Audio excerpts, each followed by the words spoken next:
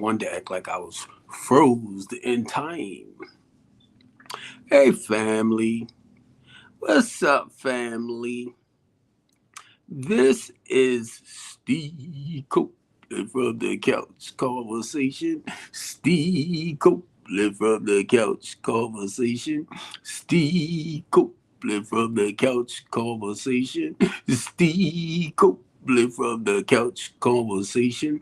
Steve Copeland from the Couch Conversation Show. Look, I wanted to come down here, right? I'm on the couch. I'm on the couch. I'm on the couch. I'm on the couch. I'm on the couch. Now, y'all know I normally don't come on Sundays, but I had a very, very, very, very interesting conversation with someone over the prison. And even though they had practiced some old behaviors, right? But what he's arrested for has nothing, he's innocent, basically. But they're trying to use his past. He's like guilty by association, basically, right?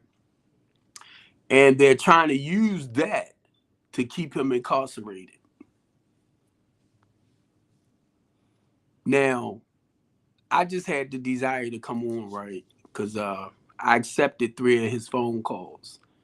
And the similarities with what's happening with me is there. Now, for a lot of y'all that's probably new to just coming on or tuning into my live, I am a community activist. I am a human rights advocate. I am a homeless advocate. That's basically my business as far as being a homeless advocate. The name of my business is Strengthen the Community, the Latanya D. Copeland House of Hope. So it's a temporary to permanent housing program. It's like any, I'm gonna say, substance abuse program that transitioning you from like your 30-day blackout to later when they see you doing all the right things that you might end up getting a job, you becoming independent, but you're still in the program. Well, I do the independent side of that. I don't do, I have 31 years clean, but I don't do the substance abuse part. I will send you to someone that's more, you know, that has that type of program where you're locked down and you're not more independent in that sense. I normally deal with people that fell on hard time. They might be working, they might, you know, have a little income, but they just can't afford to maintain wherever they're at. So they either became evicted, so they either sleeping with a family member on the floor, or they're in a shelter, or somebody just don't want them in their house. So those are the type of people I deal with as far as helping them to regain a life. That's what Strengthen the Community is all about. I'm just transitional housing wise, where if you come into my housing program, you have to sign up for the mental health program, because a lot of people deal with, you know, depression, bipolar, schizophrenia. So the goal is to get your balance back out and to help you become productive. So that's what I do. I refer my clients out to professionals. I want to make that clear. That's what I do here in Baltimore City. That's business for me. And then not only that, I'm a member of Communities United of Baltimore, Maryland. Communities United is the Baltimore branch of the Center for Popular Democracy, which is a human rights type organization where they fight for your civil rights, equal rights, and constitutional rights. If y'all know about the ACLU, They are a nonprofit organization that fights for your civil rights, your equal rights, and your constitutional rights. It's a lot more of them out there, but these are the ones that I am familiar with. The NAACP is they fight for your civil rights, equal rights, and constitutional rights. At least they supposed to. Now you heard what I said. They supposed to. Now, mind you, I done rallies. I have done protests as far as speaking out on certain things. And the reason why I'm saying this is because my mouth is my biggest weapon when it comes to representing us as people. But to some people that don't know and don't understand, even my own family, I'm only doing what was freely given back to me. I'm only doing what our predecessors, like Martin Luther King did, like Malcolm X, people like that who fought for our economic rights, that fought for our civil rights, that fought for our liberty. And I'm talking about mainly for the melanated people. That's all I do. For a lot of y'all that want to sit back and criticize me because you are afraid yourself to step up to the plate. Somebody got to do it.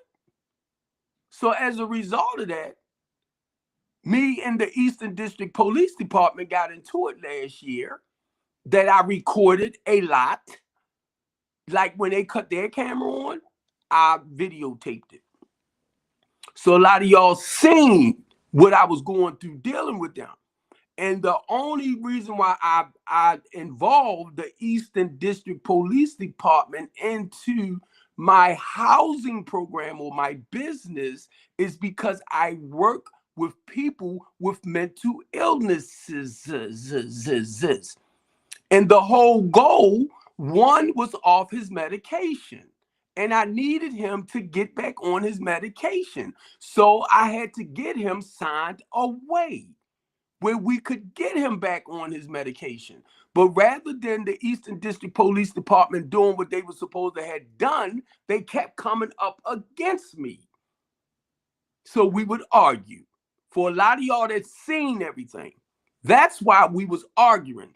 A community activist, a human rights advocate, is basically a lawyer for the voiceless.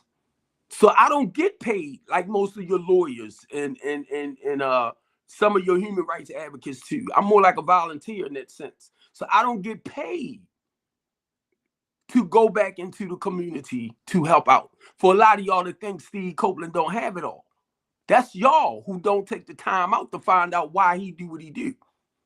And I'm not talking about TikTok. I'm talking about I'm on my Restream, where I'm talking to people on my Facebook page from Baltimore City. I'm talking to my church members. I'm talking to my NA friends. I'm talking to my family members that don't understand why Steve Copeland goes back. Now, I can't do it right now because I'm on home monitor.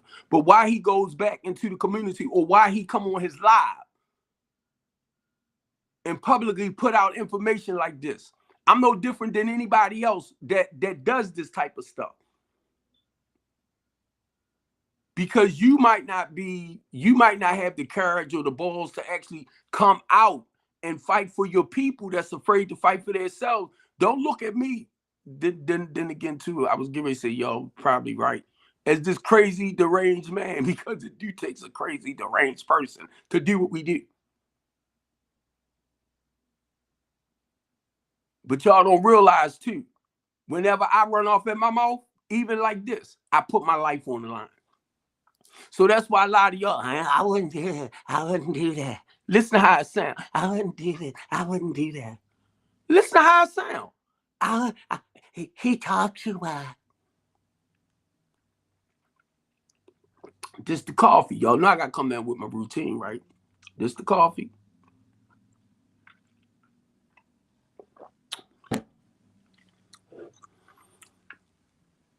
This my Diet Pepsi.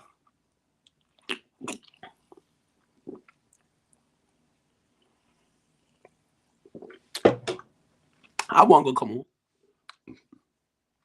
When this brother called me, we talked 3 times because you know you only get 15 minutes. We was talking about the prison system. Let me share this with a lot of y'all Donald Trump fans. Do y'all realize deportation? Most of the people that's here, and I'm not talking about the ones that's probably working your corporate jobs, or no. Let me back it up. I'm not talking about the ones that are American citizens. So let me back that up. I'm talking about your illegals who's working a lot of the farmlands, who's working with a lot of these private developers and stuff like that. So when they deport them, the illegal ones, now, unless you train our men to work these type of, career-minded construction type jobs, right? Because you hear a lot of BLKs talking about how they can't get contracts, like government contracts and all this type of stuff. And so it is going to cut back on a lot of jobs. But now, check this out. If you don't train a lot of our melanated men and other cultures too, that's legal here to work them jobs, what you do, you incarcerate them. So they basically work the land for free. Y'all ain't get it. Y'all don't get it. Y'all don't get it? Do y'all don't get it? And I listen to a lot of y'all praising Trump. Oh Lord, he gonna do this for us and he gonna do that for us.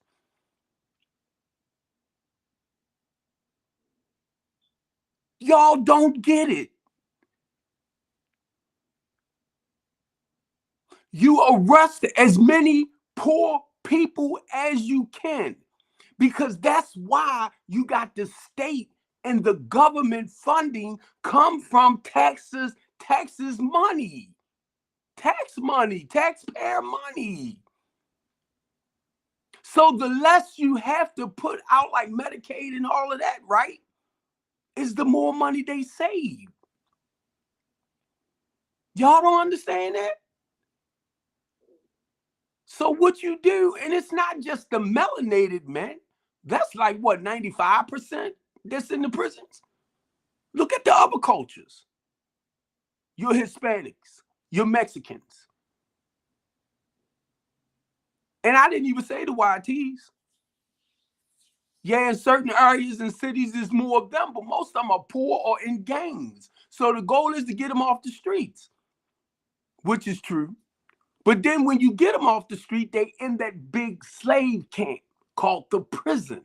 So they work a lot of these corporations, because there's so many of them that I'm gonna just use the word temporary agencies, will bring in to these corporations to work for cheap labor. I'm a retired truck driver. I seen it all the time, which I never really paid attention to because I looked at it as a good thing because they out, during that time. But see, if you've never been in a system like that, you won't understand. It's cheap labor. They only get like $3 and something for being out a day or working in the kitchen, working on the streets, for good behavior in a sense, right? Y'all ain't know that? Y'all didn't know that, but you too busy running off at your mouth, giving people praises when they ain't doing them, but turning it back around. They turning it back around right in front of your eyes.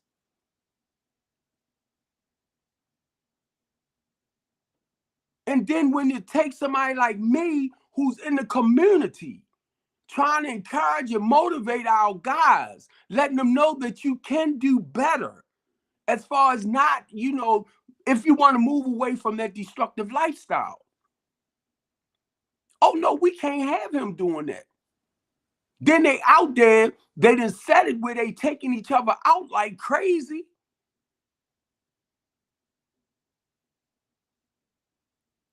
And I'm going to tell y'all this. And as a parent myself, if your children have the bang bangs and all this in the house, you basically know what they got around. And it's illegal, so you know they're going to do illegal things with it. Come on, I used to live that life. That's why I come on and I talk the way I do. Because I haven't lived that life in over 31 years. But because of that, last year, March the 12th, when this white police decided he was going to come up with some fake and phony charges on me, and the police report that had nothing to do with me, the prosecutor made it do something with me. So I was telling the guy on the phone that I was talking to, I said, the thing is, you know how the process go, innocent until proven guilty? I said, no, because what they showing me, you are guilty until we can prove you even more guiltier. And he bust out laughing because that's what I'm seeing. Now I'm telling y'all, this is what, and in a way, I wish I didn't see the corruption. And I'm going to show y'all this too. November the 4th, I call myself doing a plea deal. So, because my goal is to sue the Eastern District and the Baltimore City Police Department and the MTC Hospital for messing up my feet. But when God moved me out of that space, I seen the new door open. So I said, okay, I'm going to let it go. I'm going to leave it alone. Just move on with my life. Now, let me show y'all something because a lot of y'all don't pay attention to nothing.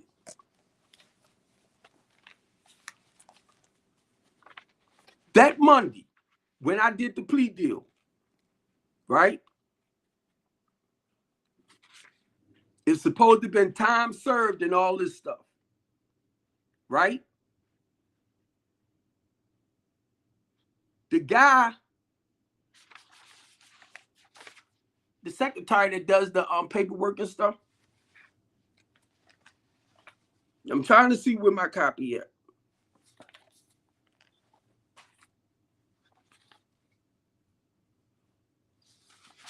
November the 4th, I came off a home monitor. Listen to what I'm saying. November the 4th. November the 5th was election day. So a lot of stuff was closed down. November the 4th, I came off of home monitor. The judge told me to go over there and get this off my leg, then go to parole and probation.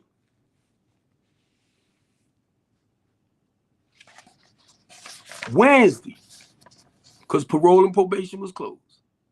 Before I had a chance to go and do that, because that was Tuesday, now Wednesday, before I had a chance to go over to parole and probation, I get a phone call from ASAP saying that I got to come back up there and get on home monitor. I said, no, I'm not, because the judge told me to come off. The prosecutor called them, made them feel like they was wrong for taking me off. This supposed to be part of the plea deal. She called up there and laid those people out. How did she get through? I can't even call and get through. So what number do she have to get right through to ASAP and be able to lay them out like that?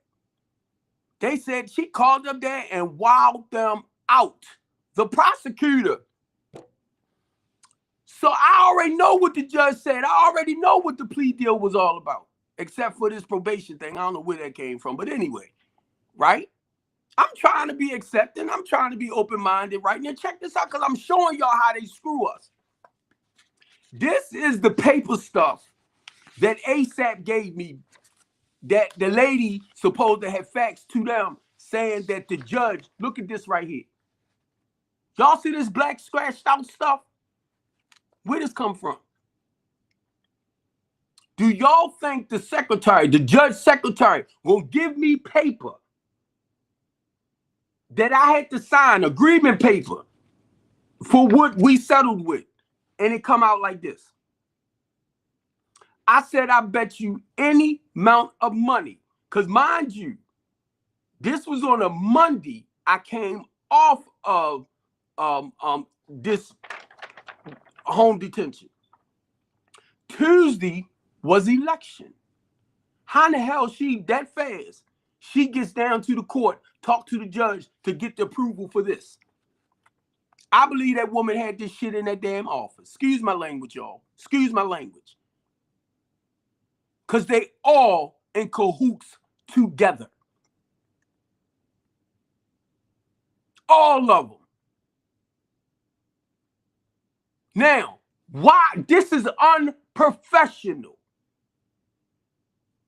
And if you wonder why I'm screaming and hollering, because that's what Steve do. Look at this. And the judge name's supposed to be signed at the bottom. Now, the judge going to tell me to go. Let me make sure this is the right judge name. Because, you know, they look at us as because we're melanated people, we dumb. Now, here go Vanessa name. Ooh, I'm sorry, yo. I didn't mean to call her name. But I ain't going to say her last name. But look, now, the rest of that across there is scratched out in black. Ivan Bates, I want you to see this, bro. I want you to see this, Ivan Bates, because I'm going to hold on to it. So when I am set free from y'all's chains on my leg, and I come to a town hall meeting, I'm going to throw it up like this. Because I want you to see it. Because I understand the bull crap y'all like playing with people.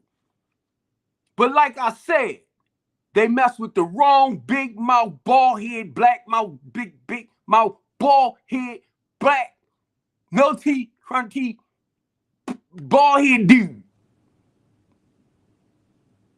See, a lot of y'all will sit back on this, right? Well, with it is. And that's the way, listen to how I'm sounding. With it is. It's okay, massa. So when you hear me talk, that goes to show I don't take the bull crap, even though I got to go for the bull crap, because I have to go through the process until it's settled. How you going to charge me with home invasion, burglary, robbery, first degree assault? And the police report never once stated I touched the person. And the prosecutor said out her mouth, we know you didn't touch him. We know you didn't take his phone. Oh, his phone was missing. We know you didn't know this was going to happen. But the point is, you was there in the hallway.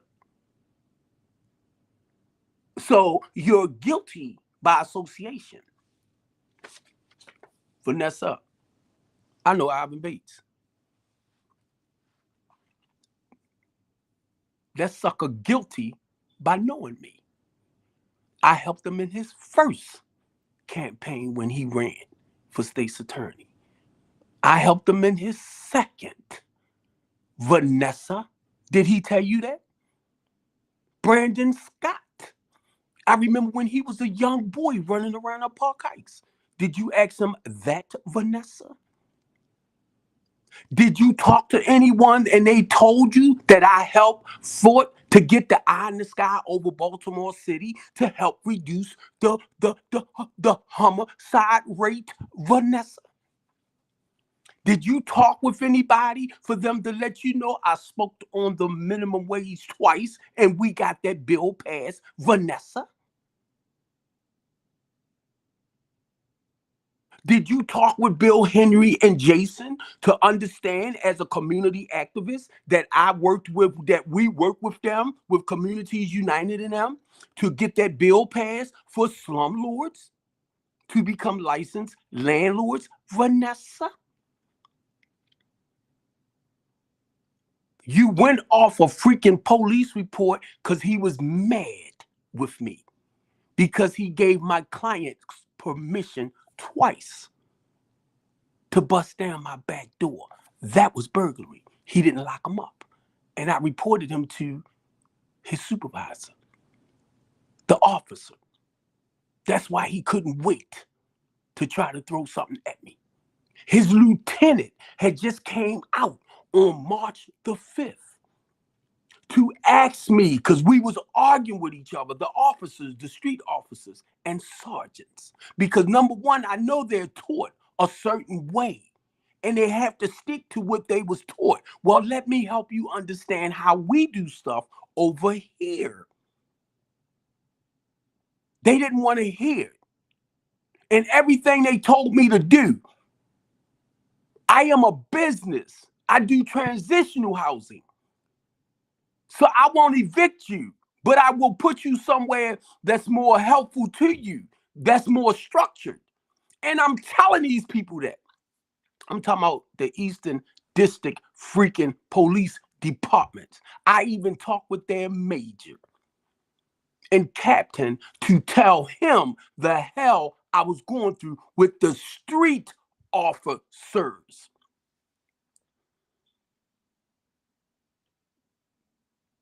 And next thing you know, here go the lieutenant. March the 5th, came out, talked with me. I took him into the house, showed him my office space, took him over to the other house, showed him where my broadcasting stuff at, because I used the dining room to broadcast my talk show, to let him know who I am and what I do in the community. My mouth is my biggest weapon, y'all. I don't fight with my fists. I don't carry no, the bang bangs and all that around. I don't do that today. So now,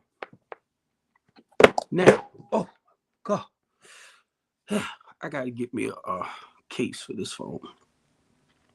Now, mind you, that's the reason why they shut me down, because it is. I received a phone call a week before as a community activist, right? I received a phone call from somebody that's fighting back and forth with City Hall about some stuff too, because they are community activists. And they trying to shut that person down. So they let me know what they doing to us. So I said, Brandon Scott, I'm not gonna let nothing happen to me, blah, blah, blah, blah, blah. And a week later, I was gone. And I told him that, and he bust out laughing. I share this type of stuff with y'all. But see, y'all think I'm supposed to come on here and I'm thinking more like about Oprah Winfrey, or I'm thinking more about our news anchors that come on and they model and they propose. And I said, I wouldn't be like that. I wouldn't be like that. Because that's why I call the talk show Keeping It Real. It's the truth and nothing but the truth. What the freak I gotta lie for? I'm not a child. And if a lot of y'all up in age now like me, who been through that, where we know how to lie, manipulate, cheat, play games, and all that good stuff. If y'all still doing it and grown, come on, what example are we setting? I have children. I have grandchildren. My kids don't like me doing this. My daughter made that clear the other day, basically what she was saying. Because they don't understand. Everybody into their own world, which I understand that. I was called. I got ordained deacon in 2009. Just because I'm not on it, praise the Lord. And the Lord said, huh, and the huh, and the he and the ha. And I'm like, did Jesus talk like that when he walked this earth? Did he preach like that? Did he minister like that? Come follow me. And I had to ask, after a while, I had to ask myself stuff like that, y'all. I had to ask myself, did Jesus perform like this?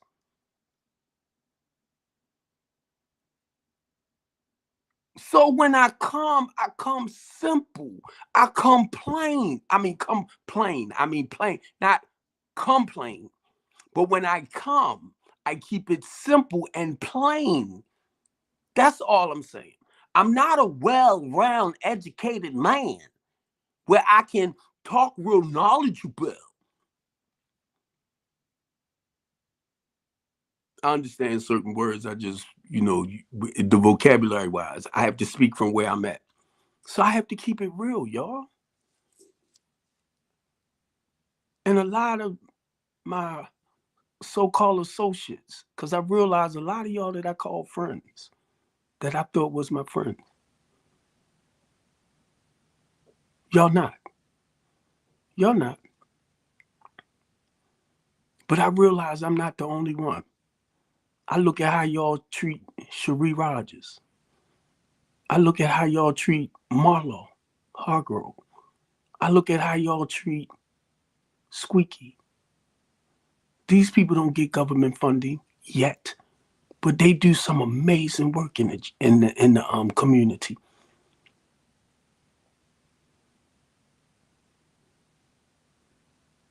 And I'm trying to think of some more names, and they don't get government funding. And a lot of y'all fake, phony politicians comes out and will be part of whatever community event we're giving, and then you'll sit back and try to make like you're a major part of it. No, you're just a visitor. Won't even point them in the direction of the money. We talk about this all the time. But guess what? I'm just the one that come on my talk show and talk about it. And a lot of y'all that kiss their butts and suck up to them will turn around and look at people like us. Well, they doing a great job. They doing this and that. I can name a few that's deep into the community. Glover, in the community, active with the people. Coy McCray, in the community, active with the people. I'm trying to get the Republican Party to come more into the inner city and become active with the poor people, the community. So for a lot of y'all Republican people, because I am a Republican, I stopped voting Democratic and I became a Republican. And let me tell you this, a lot of y'all is full of shoot, just like the freaking Democrats. You know why? Because the Republican parties told me how they wanted to come into the community to help the people. And guess what? Y'all are not. You know why? You ain't standing with me, Christopher Anderson, and the rest of y'all. Now, try me, okay? Because I deal with the Democrats. I deal with the Republicans. So I see what they do. So it's certain people like myself in the group that I deal with. It's not about the politics of it. It's about us coming together as a collective and doing the footwork that needs to be done in the community. That's the difference.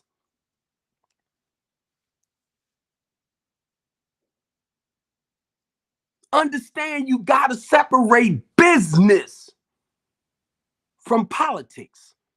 What is politics? Do y'all know what politics is? They don't physically come in to fix nothing.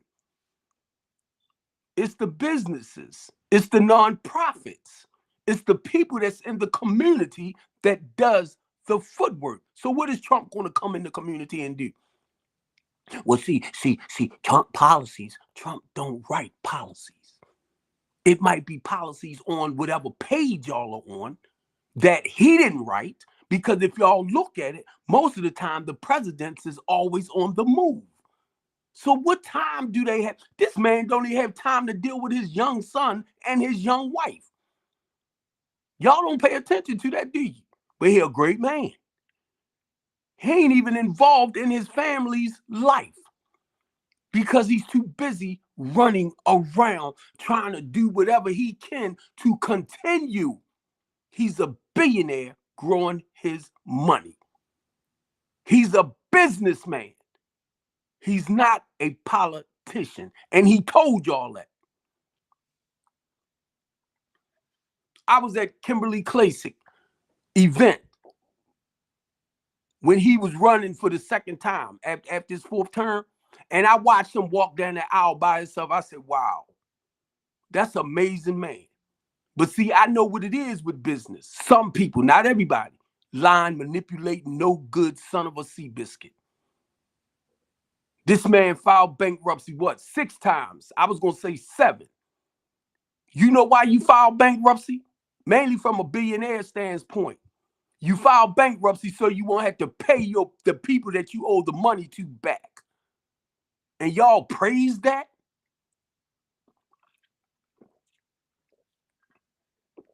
Well, he did this and he did that. He cannot do nothing without Congress and the Senate. And if the Senate want to fire his butt, they can. They can. But it all washes each other's hands. That's why a lot of times I be on TikTok and I be listening to a lot of people talk and I be like, y'all really, I can tell where y'all at because you're here, you're over here. You're not down here to understand where it all begins to go. Because it basically trickles. That's why you have your state. Then you have your federal.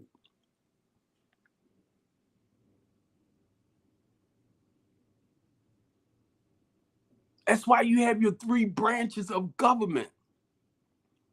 And I'm trying to think how it's called. It's like one hand, like washes the other. Somewhere I'm trying to, go somewhere along that line. You get me? Because no one individual, no one, and that's the precedent, have all of that power and authority. I did my research on that because of Christopher Anderson praising Trump like he did. And then they're going to tell me if I don't worship Trump or I don't follow Trump the way they do, I can't be a part of the Republican Party. That's what they told me. It's not about Trump. It's about the people. So this is what I told them. Bye. Because I'm not kissing nobody's butt. I'm not kissing nobody's butt. I'm 62 years old.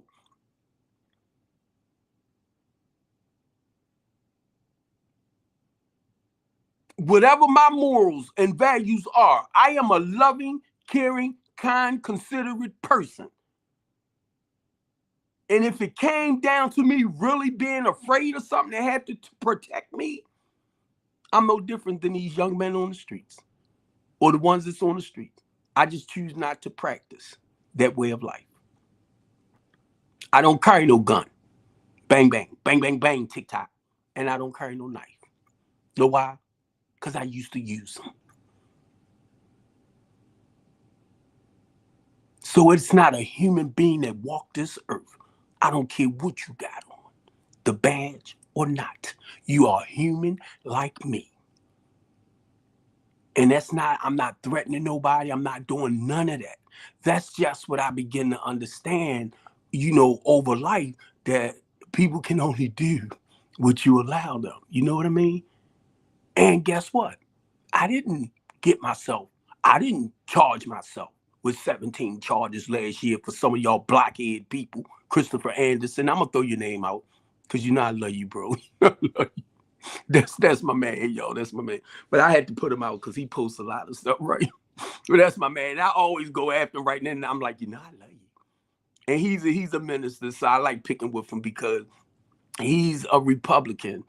And he is the president of I think the young Republican Party, right? But he's a religious man too. And I begin to understand you cannot mix religion and politics. But I'm going to show y'all what God showed me last year. Religion and politics is what keeps his people enslaved. It's nothing but government. Organize. Let me straighten it back out. Organized religion. And for a lot of y'all theologians and who read Bible, Jesus spoke against organized religion.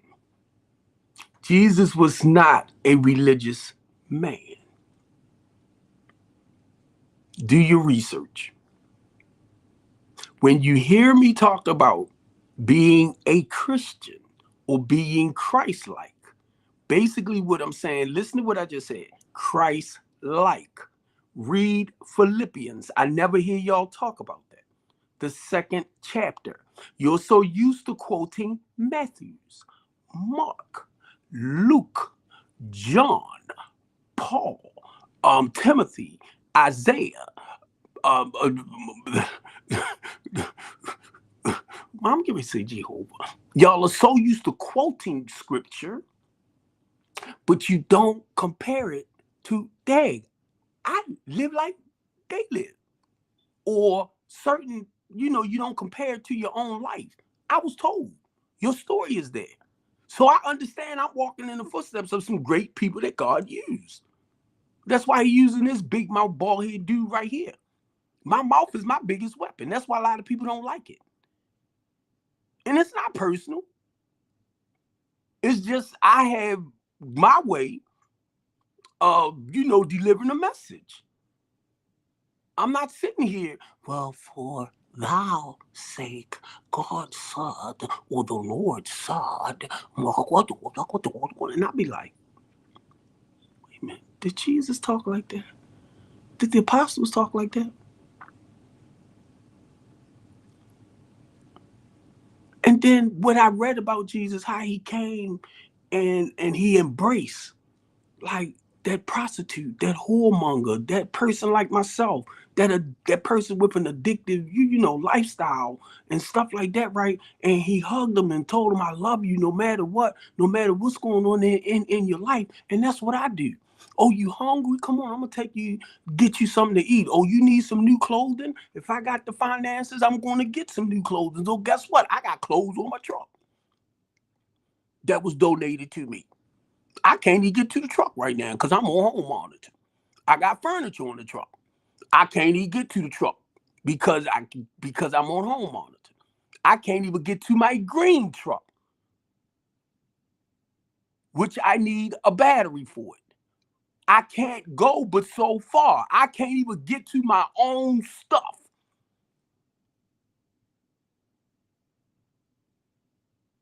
That's how they shut me down with this home monitor stuff. And I'm too pretty to go to jail, so I ain't trying to violate it.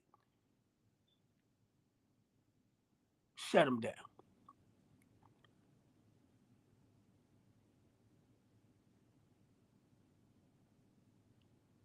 Can't even delay. Shannon, and I know you don't mind me saying this, Pastor Shannon. Just before I got locked up, I helped Pastor Shannon, and I went and got some of y'all, some immigrants, right, to to help me take the stuff out of her office because she was closing down her office. The stuff is still on my truck. It's still on the truck, plus. It's still on the truck. But I'm a bad person. Now, I helped her get her stuff. It's like a storage facility on the truck that I can't even get to right now. Then I found out my window got busted when my kids had it parked on Urban Avenue. Whoever spot I was in, they got mad and bust my goddamn window. But I'm the bad person. I'm the bad person. So I had to get it off the street so they wouldn't take it. Matter of fact, they towed away my truck and my car from my daughter's house. My kids and them had to pay $900 to get my stuff back out. and didn't really want to tell me. My daughter ended up telling me because she knew she thought I was gonna be mad or hurt. But then what they did, once they told it, they went and got it, and that's when she told me. So why would I get mad? Because the point is they got it back out.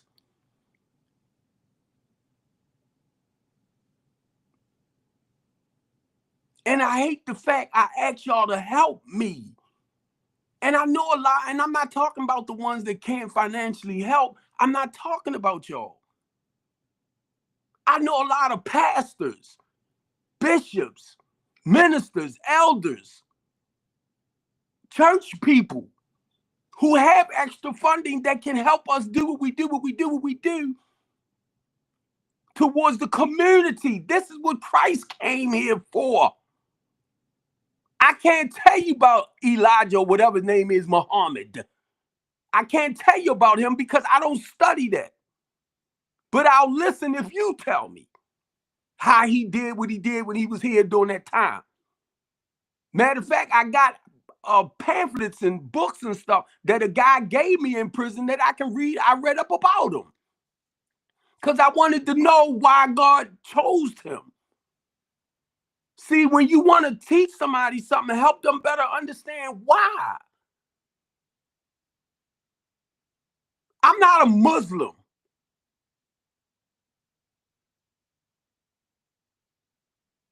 I'm not a Jew as far as religious wise, whatever, ethnic, whatever, I don't know. I'm an American hero. Let me stop. But look, I'm a man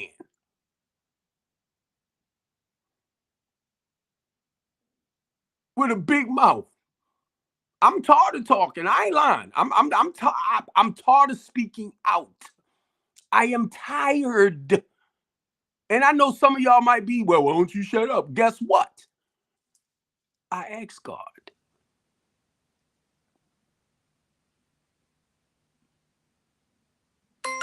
So why don't you take it to him?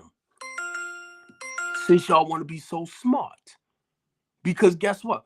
I can ignore this. I'm talking about the flesh. But it wouldn't fit my conscience, because I was asked to do something that normally a lot of y'all was called your own self. Nope, I ain't going out there. Nope, I ain't doing, because you listening to your flesh. That's the difference between the flesh and the spirit. I ain't understand a lot of this my first 5 holy years. Trying to be perfect. I ain't trying to be perfect today. No. It's just certain things I just don't do. Certain things just don't feel right. And I'm not going to, because of a particular religion, I'm not going to make you feel bad because you, as a human being, cannot practice certain ways of living without falling short. Then you beating yourself up. And then you dealing with depression. And then you on medication. And then you wondering, why? Why would I want to be in something and be miserable? I got to turn 5 ways, to that way, to this way, to that way. I got to pray at a certain time. And all. You ain't even see it. Thank you, God. This is what I'm saying in my mind. Thank you, God, for this wonderful day, this marvelous day, this beautiful day that you have put in my life, even though I'm running off in my mouth. He read my mind too. He already know what I'm going to say before I say it out my mouth. Do your God know that? Do you know where you came from? Because when I started doing my Ancestry.com, it took me back to the 1600s. And for some reason, I jumped over there to Jeremiah. When God told Jeremiah, came to Jeremiah in a dream and said, and told Jeremiah, I knew you. Watch what I say. I knew you, Steve Copeland, before the foundation of this world. I put everything in you, Mr. Copeland, that I called you to go do. So what you gonna tell me about my life? What you gonna tell me? What your religion gonna tell you to tell me about my life? What is your religion gonna tell you to tell me where I came from? Abraham? I even read up on the 12 tribes. Why is they called the 12 tribes? And I almost called your name, but I'm going to try not to call your name. The Israelites are not. They are God's chosen people. That was back then. You disobeyed them. You kept falling short. But you want to sit back and sit back. Well, we are God's chosen people. Christ only came for us. I was like, what? And the guy that told me that was reading my Bible. With your Bible. So you telling me that Christ only came for the Israelites, not everybody else. The ones that accept him as their Lord and their Savior. Nope, he didn't come for them. I looked at this dude like he was about, and I'm hearing it again. So he didn't come for, here it is now. The Roman Catholics. All of these different religions out here. Now you see why I had to back up from religion. All these different religions out here teaches you something totally different and getting to the Creator. Well, the Bible. I didn't say the King James. I said the Bible. And Jesus said, the only way to get to the Father is through me. Right? When you see Jesus, you see the Father. These are some of the words that they wrote in the scripture. Now, I didn't say the Quran or the Quran. I didn't say the Buddhist Bible and all this type of stuff or other, books. I'm just saying here. Because that's what I read. And that's what I studied. But let me tell you this. When you study that religion, you study this religion, you study that religion, you study that religion, you study that religion. You see where I'm going with that? You get lost because you don't know really what to believe in. Because you'll believe a little in this, you believe a little in that, you believe a little in this, but the whole goal is to take it all and learn to live accordingly to some morals, values, principles, the good qualities of life.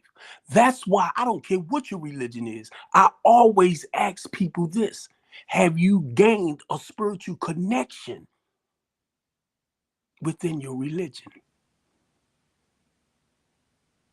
Have you learned to gain that spiritual connection? You can try to come and talk Buddha, MSD, whoever, with me, but have you gained a spiritual, that personal, one-on-one type?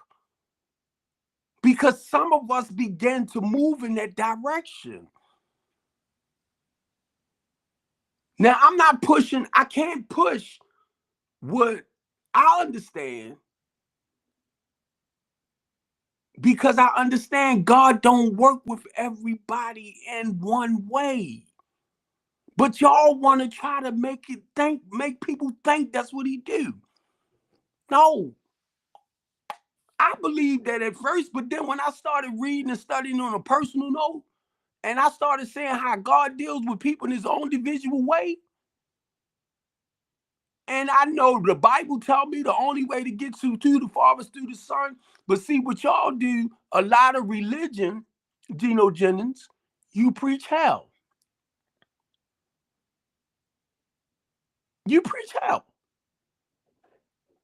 And you talk about people that's already feeling like they in it, then hell.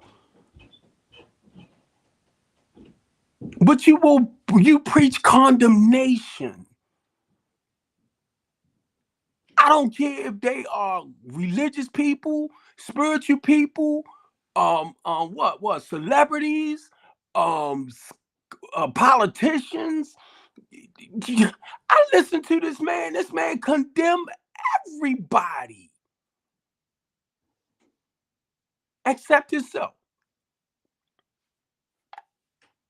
Oh yeah, he preaching about. He blah blah blah blah blah. He preaching the God knows truth. And will flip everything he say. I'll be like, check this out.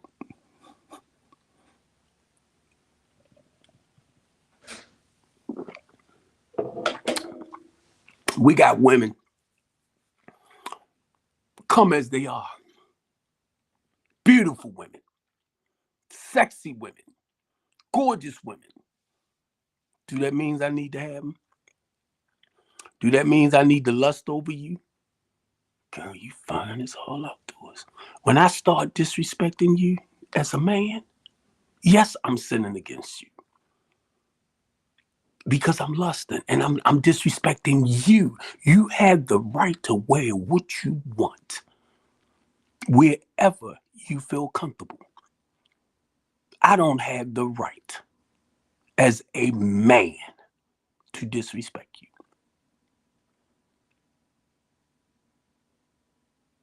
So stop your bull junk. Stop your bull junk. If you the type that covers yourself from head to toe, that's fine. Every female don't want to be covered from head to toe like that. If she want to embrace her beauty, her elegance, let her. If you choose to cover it all, cover it all. It's a group that does that. It's a group that don't do that. It's a group of people that like being on these camps, running around naked. I ain't trying to run. If I was hanging down there, I might. I don't know. I ain't, these nudist camps. Not me. Let me gain some extra. I know y'all pray like he need Jesus. And see, that's keeping it real. That's keeping it real. And a lot of y'all will come on. I'm sick and tired of this goddamn going thing, man.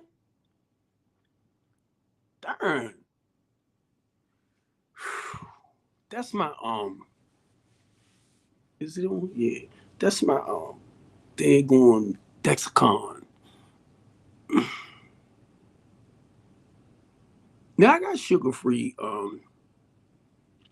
like but my I have to take my fast acting insulin to bring it down, but I hate when that thing it goes off. Anytime I eat, and that's my problem because I should have. Now I'm trying to think, did I take my fast acting insulin? Because sometimes it will still run it until the insulin kicks in and then it'll start bringing it back down. The life of a diabetic. But I don't know for some. I mean, after talking with this I don't want to say his name, but I heard a lot of similarities there with his situation compared with me. Now, he allowed somebody to use his phone, and it was some stuff that was transpired onto his stuff where he didn't personally do it, but somebody else did it. And because of that, they came for him. And I said, man, that sounds so much like what they did with me. And I'm glad he shared it with me. And I'm gonna say your name, Joe. Joe on LinkedIn. He's a community activist. He does a lot of stuff. He works with the less fortunate population, just like I do. Everything. So he reached out to me. He's more situated. He's more stable, and he know Marlo Hargrove. We know a lot of the same people. But I'm just saying this because a lot of y'all, and he was talking my language yesterday. He know what the Democratic Party is all about. He know what a lot of y'all fake, phony politicians, whether you're Democrat or Republican. We already know the game. We already know the game. Be honest, y'all can't do nothing without us. Be honest. Ball down to it. Ew. Oh my God. I forgot to click my TikTok live thing back on. But we know that a lot of the politicians, grassroots wise, business wise, Because you have to, a lot of y'all won't do it. Y'all want to take politics and business and mix it together. That's why Trump gonna stay in trouble. Because you can't mix business and politics.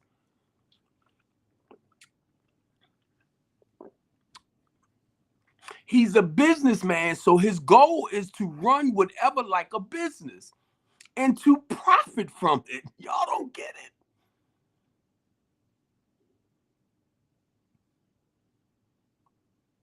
Yeah, he should be president. He should this. He should that. And I listen to y'all. I'm like, he told y'all, I'm a businessman that happened to run for president. And his name, and just because he was well known in what he do y'all realize Trump Plaza is not Trump's Plaza? A lot of that stuff is, I forgot the name of it, but it's in another corporation's name, business-wise. But his name is on it.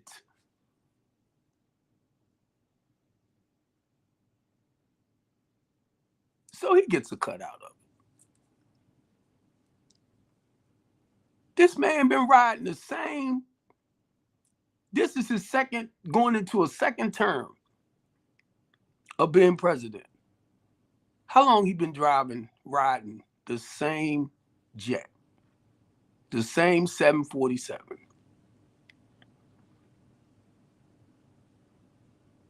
He's a billionaire. He couldn't even pay 400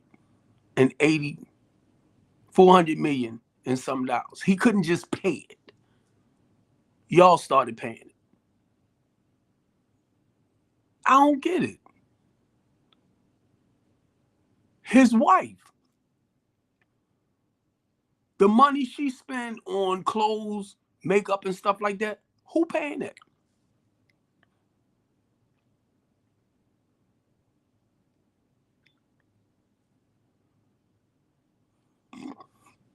Yeah, I donated to his stuff. But you won't donate it to the people that need it the most. That's why and come on. And I like to say this from time to time. I got a ninth fucking grade education. And I ain't that dumb. I ain't that retarded.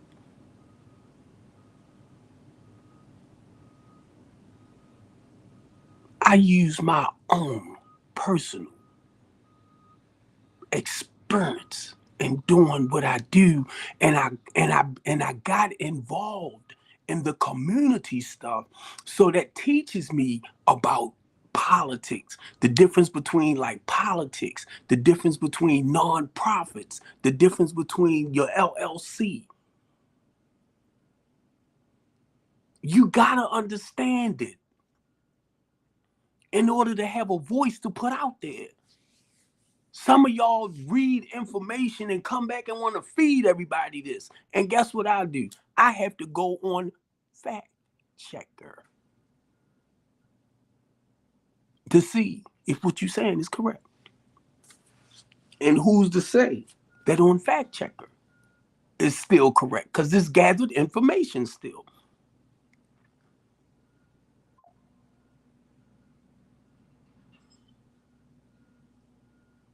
So understand, when you haven't directly experienced stuff for yourself and seen it with your own two eyes, you don't know if it's really true or not. I've learned all of this years ago. As I begin to get older, that's why you speak from your own personal experience. Anything that you have not like been through or seen for yourself, you don't know if it's real or not. Sometimes my mind will tell me, right? Now, mind you, I didn't take the desire from me for alcohol and other stuff, right? I didn't take it. So if you try to tell me, you, in a way, you can't tell me God ain't real. Or let's go back to this. Something did what it did to change that. And some of y'all might just say, I just stopped. Now, be honest, when I look at it now, in reality, but no, something that real strong urge, that real strong desire was taken from me. Some of y'all will say, same with me, but you over there, or you over there dipping now and then, but you're not doing it on a consistent basis. The same with me. No, I have not. A day at a time. It'll be 32 years, 6 months before I stop doing the other stuff. The desire for the alcohol was lifted. 6 months. I never thought I would stop drinking. Then in January, the rest of the stuff. So now it's 32 years with the alcohol. But all together, if I add it, it's 31. So now I don't want to confuse nobody. It was 6 months before the other stuff. So rather than me saying I got 32 years, not, the alcohol, right? Alcohol.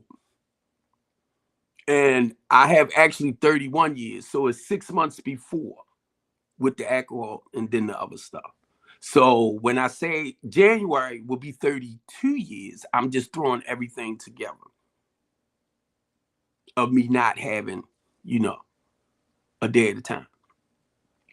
And I thank God, understand this, I have not had a desire, that real strong urge that most people end up falling short on.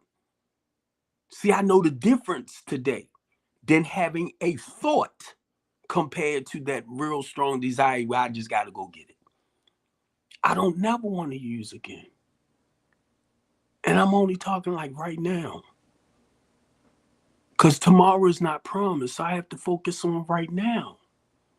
And that's why when I talk with people and I help people, I try to help them focus on just for the day. Not tomorrow. Tomorrow ain't promised to none of us. Whatever happened yesterday. That's why I called myself, right, to go back to what I was talking about earlier. Now, if anybody got any papers from the courts like this, with this blackout on it, please let me know. Please let me know. This is supposed to be printed out, court documents. Where's my papers at? My regular papers from the court. This should be right here. I might have put them in with my other pile. It ain't had this black outing on it. The prosecutor did this shit. Now, see, a lot of y'all will see this. See, y'all don't have an outlet like this to come on and talk about Ivan Bates, the bullshit. And the reason why I'm cursing, because this stuff hurt. This hurt. These are the papers that the ASAP gave me back, because this is what the prosecutor sent them for them to put me back on. And this too. This came from the court. This came from the judge.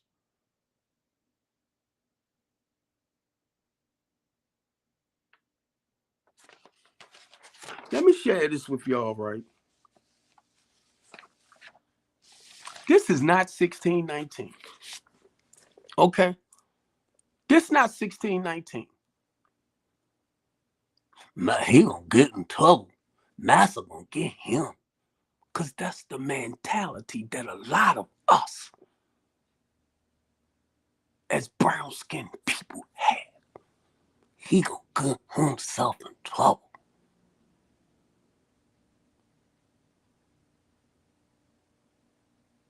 Because you are afraid to stand up and fight for your rights. And then get mad at me because I speak the truth, that you are afraid. Whatever happened to me is going to happen. I'm not trying to be here for the next 40, 50 years. I don't even think I'm going to be here for the next 40, 50 years. If I live another 20 years, thank you, God. If I live another 5 or 10 years, thank you, God. So I know I'm hitting at 62, right? Once I turn 50, I know I'm good because we start reverting back physically, mentally, emotionally to that childhood phase. Adolescent. That's why people start taking care of us as we get older. So thank God if you got the ability to physically move around and move about and do what you do, what you do, what you do. Thank God. Now, here go my parole and probation paper. I got all of this right here. Now I'm on parole and probation for doing something I didn't do. You see how they play with us? Well, if they say you did it, then you had to do it. I have not had the chance yet, like I said, to talk with a judge to tell them who Steve Copeland is, what Steve Copeland do. Listen to what I'm saying. Because they already, you are guilty, Mr. Copeland. I don't care what you say out your mouth. Whatever officer said, whatever, and I'm so help me God, I believe they all know each other. They are white people. And I don't have nothing against white or black people.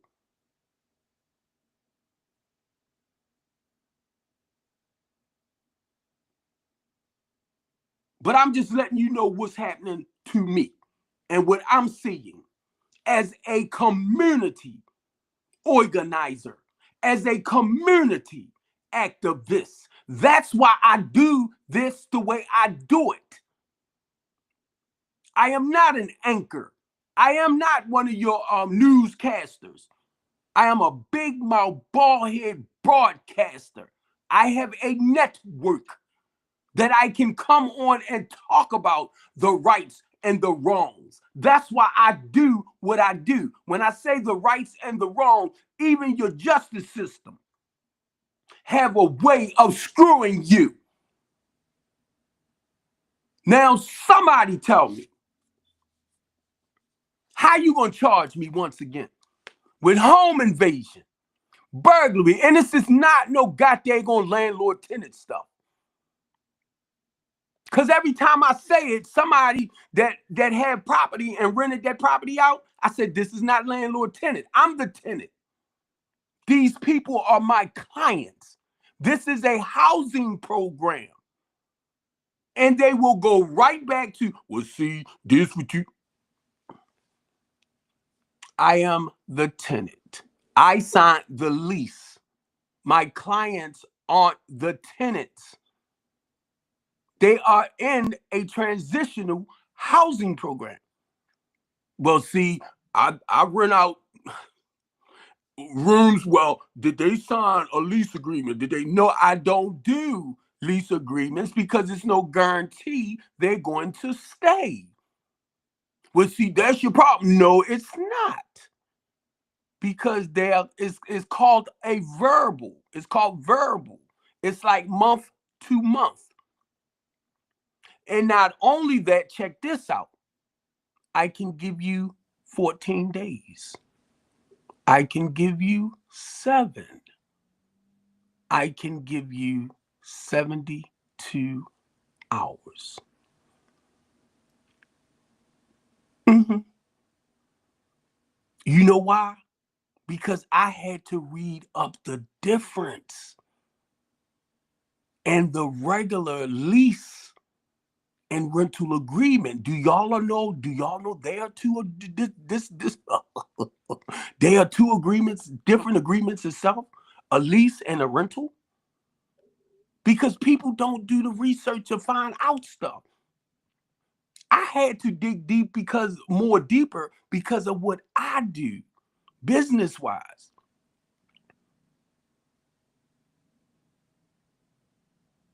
The 72 hours for a transitional housing is based around HUD housing laws. A lot of y'all don't know that, do you? No, it's not. Yes, it is. Yes, it is. Yes, it is. Yes, it is. Yes, it is. Uh-huh. Guess why? Because Community United and a lot of us helped Bill Henry and them get that bill passed for slumlords to become licensed landlords. So you have to have your property up to code. Even HUD have to have that stuff up to code within a certain time. HUD was down there asking for more time. Now I'm sitting there, so you gonna tell me, Nada, was you there? So I know why we got that bill passed. Because now check this out, which it slipped my mind a little bit.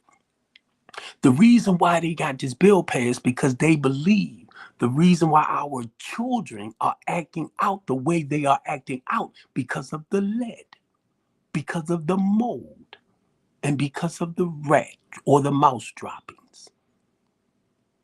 Know why I know that? Because I was there, Devin. So I know, Devin, what you have to do. Because you made a statement talking about I'm putting people in abandoned houses. No, because I know how your property is supposed to be. In every one of my houses, I have the front exit sign, I have the back exit sign. I have a floor, I was going to say map, but you do a diagram of the house for emergencies, I have fire extinguishers. So I'm going to put people in abandoned houses with fire extinguishers? Stop coming on my stuff running off at your mouth, chump, when you don't really know what's going on. Okay? Justice. Roger McDonald's the other day, like Ronald McDonald's, right? I knew who it was. Because somebody calls him, if I'm on my live, they go, oh, Steve, he live. And you come right over here under somebody's name and then act like you having a conversation with me, then you'll say something dumb, and I know who you is. Every time you do it, I know who it is. And I was told to go and press charges against you.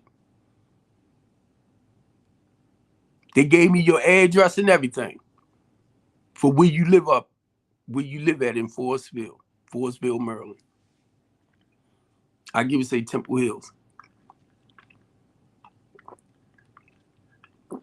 I'm only saying that because stop playing with me, man. Stop playing with me. When I come on here, I don't know who needs to hear what I got to say out my mouth.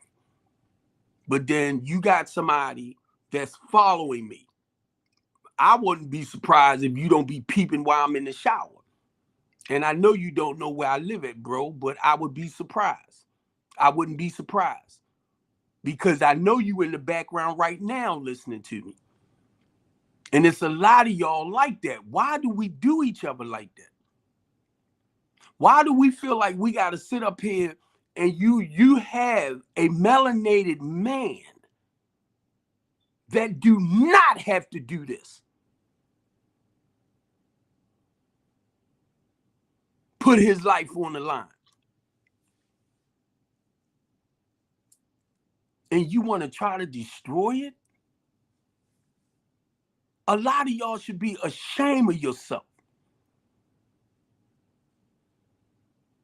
And y'all want to try to destroy me only because I'm trying to stand up for us? So you're no different than the ones that wants to take us down.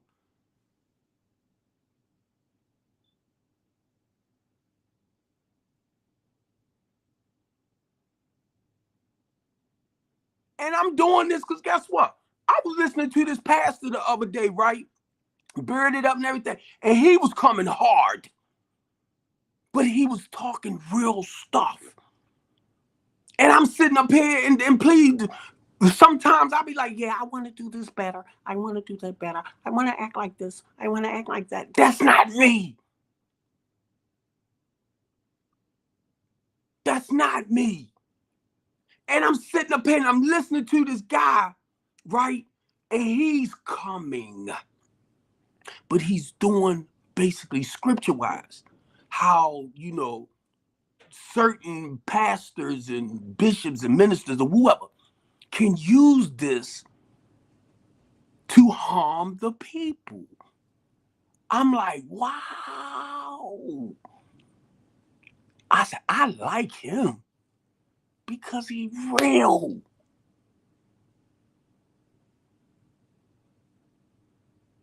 And don't think I don't realize, just for me speaking out or saying certain things like I do, that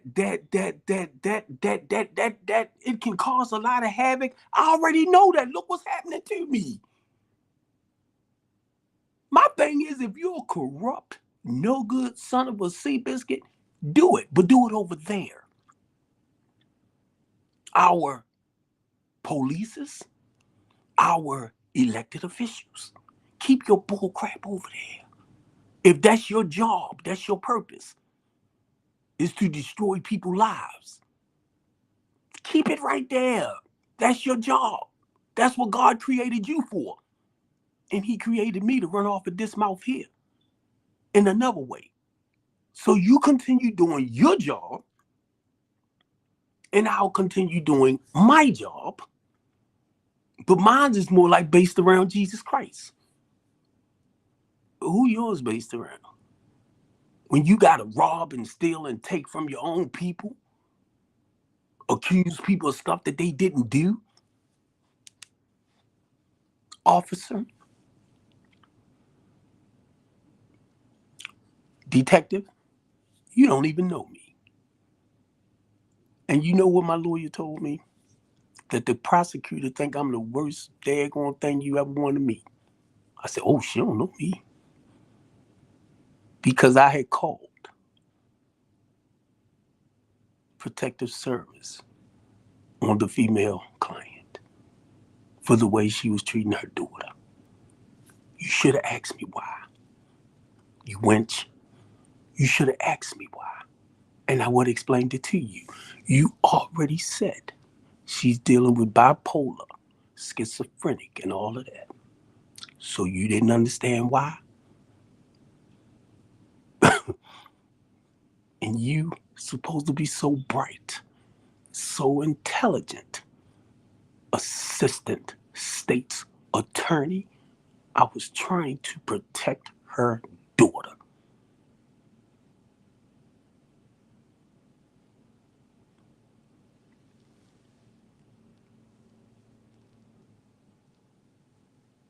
Now, mind you, the only reason why I'm saying this plus, because I didn't know y'all had all of that information and wanted me to plead guilty to something that I didn't do as far in a malicious way to hurt anybody. My goal was to help them. But you twisted, you freak.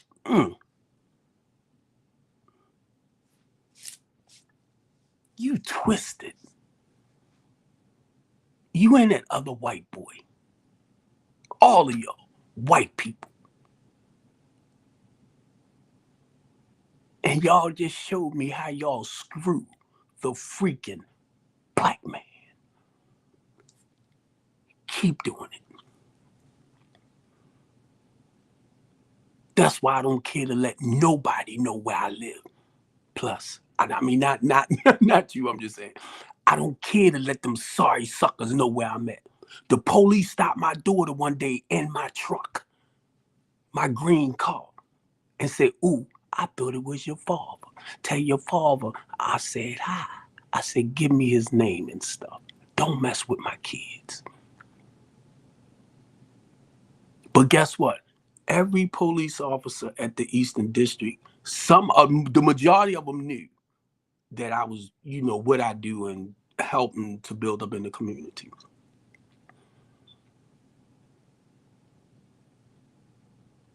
They even turned me on to the sergeant that does a lot of work in the community, that works with Smith. Hubert work with Hubert. Hold on for a minute, y'all. Oh my goodness, y'all can tell he getting old.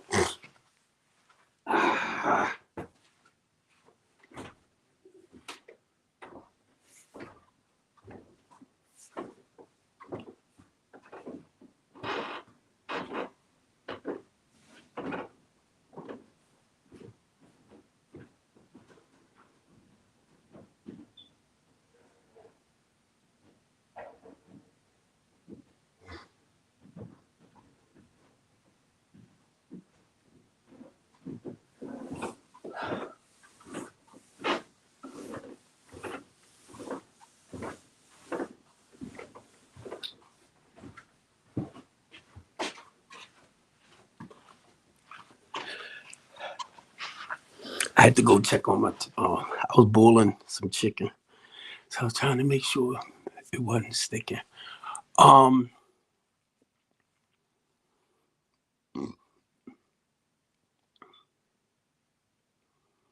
I just felt the need, y'all. I just felt the need to come on here after that conversation, and I told the guy that I was talking to, right? I said your situation sounds so much like, even though his past, and I didn't want to go too far there, right? He trying to avoid going to court.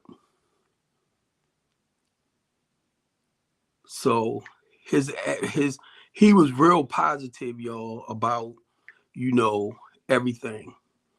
And that's what I loved about it. He was real positive. I'm just trying to make sure I'm on my I'm showing up on my other platforms. But his attitude for what's happening, oh man, I told him, I said, man, I'm just so proud of you, because you accept the fact that you can do more time because of something that happened in your past, even though you're innocent here. And the reason why I'm saying that, because when she threw up my past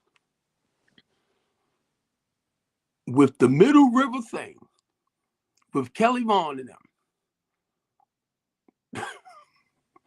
I looked over at her and I'm like, why in the freak would you grab hold to something, some bull crap that was set up? If I could have spoke, I'm telling y'all, if I felt like that judge wouldn't have, Mr. Copeland, you doing 90 days, I would have reaped into her, because she read off something from the past about Kelly Vaughn filing some false papers against me too, talking about I said I was going to blow the protesters in Middle River heads off. Why would I want to do something like that or say that when I'm a protester myself? I'm like, I looked over at this woman. I don't know if she was drinking or what. Oh God!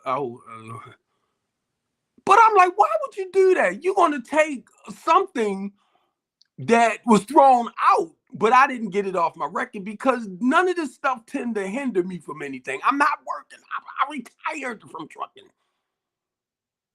So my criminal background wouldn't be an issue for me. And then I'm doing my own LLC, so it's not an issue. That's my past to teach me how to be a better person today. So anyway, y'all, I'm just saying that, right? Because she dug that up, and I'm like, I cheated on my wife twice. You looked at that too? I throw it in your face. I was getting ready to say a name again. I'm like, you don't take, and see, I know they do this, y'all. I know they do. But my thing is, that's my experience on something that I did not do. That's why it was thrown out. And the prosecutor, that my public defender, y'all, during this time, he came out and he brought some people from his office with him. See, she don't know this. And he said, Mr. Copeland, I went on your page And you are an amazing man because of the work. And these are white people telling me this because of the work you do. So by the time Witch Name and her mother them came, basically they threw it out because you are not the person. Same things my lawyer told me. Mr. Copeland, you are not the man that they're trying to make you out to be. And Brad is right there. I know Brad probably looking at me. That's my lawyer, Brad McPhee. You probably like, Steve, I'm heard you checking up my name. He follows me. He went on before he even met me. Matter of fact, the first time I met him was October the 15th when they had to rush me out to the hospital because I fell out. Well, I was about to fall out. That was the first time I seen him. But what he did when he took the case, he went on my Facebook page and he told me, he said, Mr. Copeland, you are not the man they are trying to make you out to be. And I said, thank you. Know why I said that? Because I don't have to really keep explaining myself. Because sometimes when I tell you everything I do and what I do, and mainly when people come up against it, right? It just sounds too good to believe. You had to have done something wrong. You have had to done this. That's what the guy was telling me when I was talking to him on the phone. He said, no, I am innocent with this one right here. But because of some past, and see, this is not my past. This the first time out of everything I've done in my life. And I'm talking about being on the other side of the road at 61 years old. I found myself over central booking.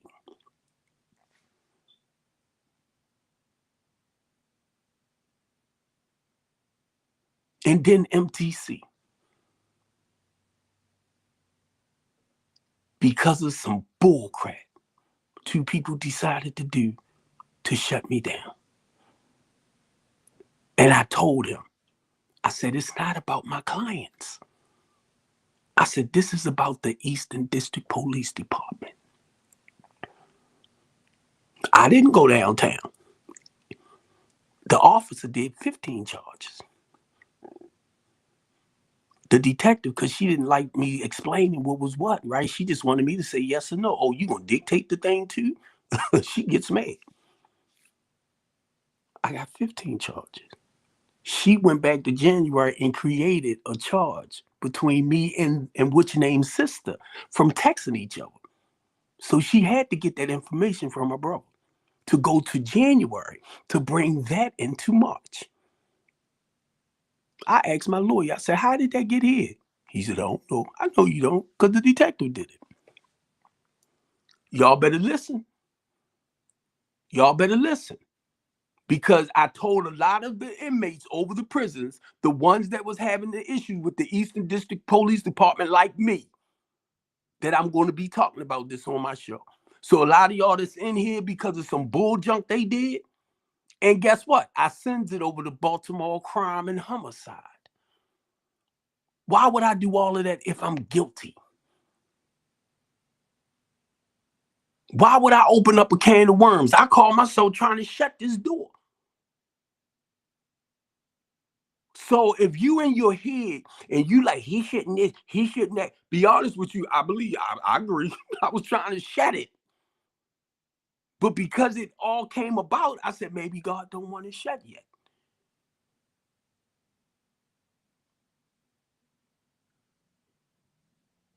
And for a lot of y'all, please keep in mind, and I'm just saying it for yourself. If you do not have the courage to just talk about yourself, do not put me there.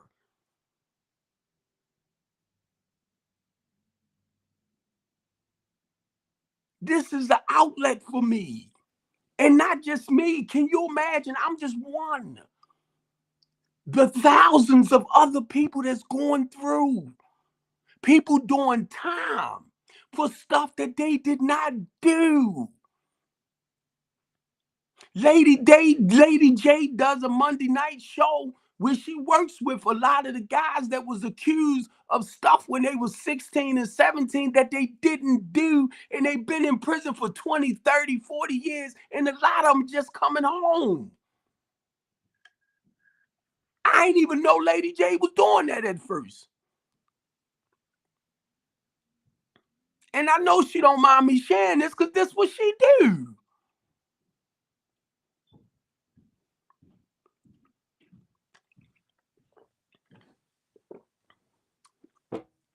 In the same way, a lot of y'all give me a hard way to go,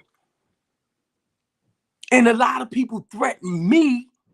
I'm talking about my own people threaten me for speaking out for us. Y'all started doing the same thing to her. Y'all start doing the same things to Jason Rodriguez. I said, I'm glad they're threatening somebody else other than me. A lot of y'all, I don't get y'all. I don't get y'all. I watch people, Jason Rodriguez, right?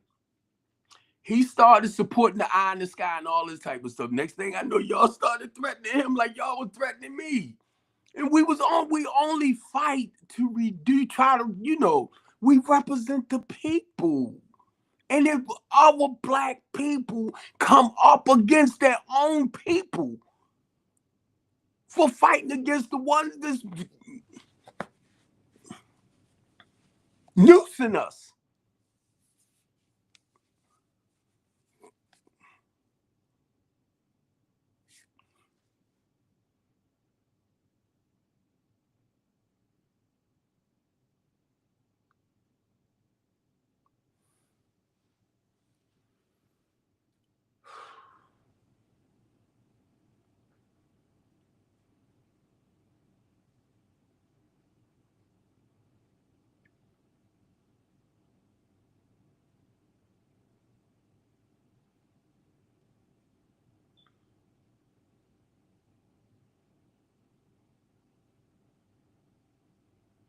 And I laughed about it.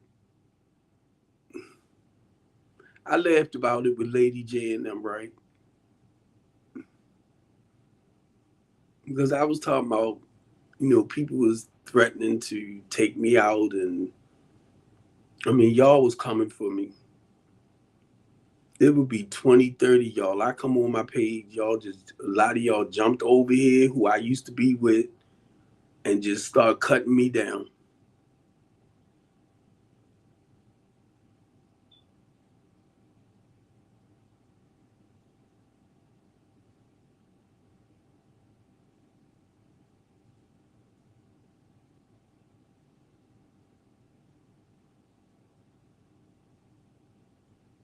My own people.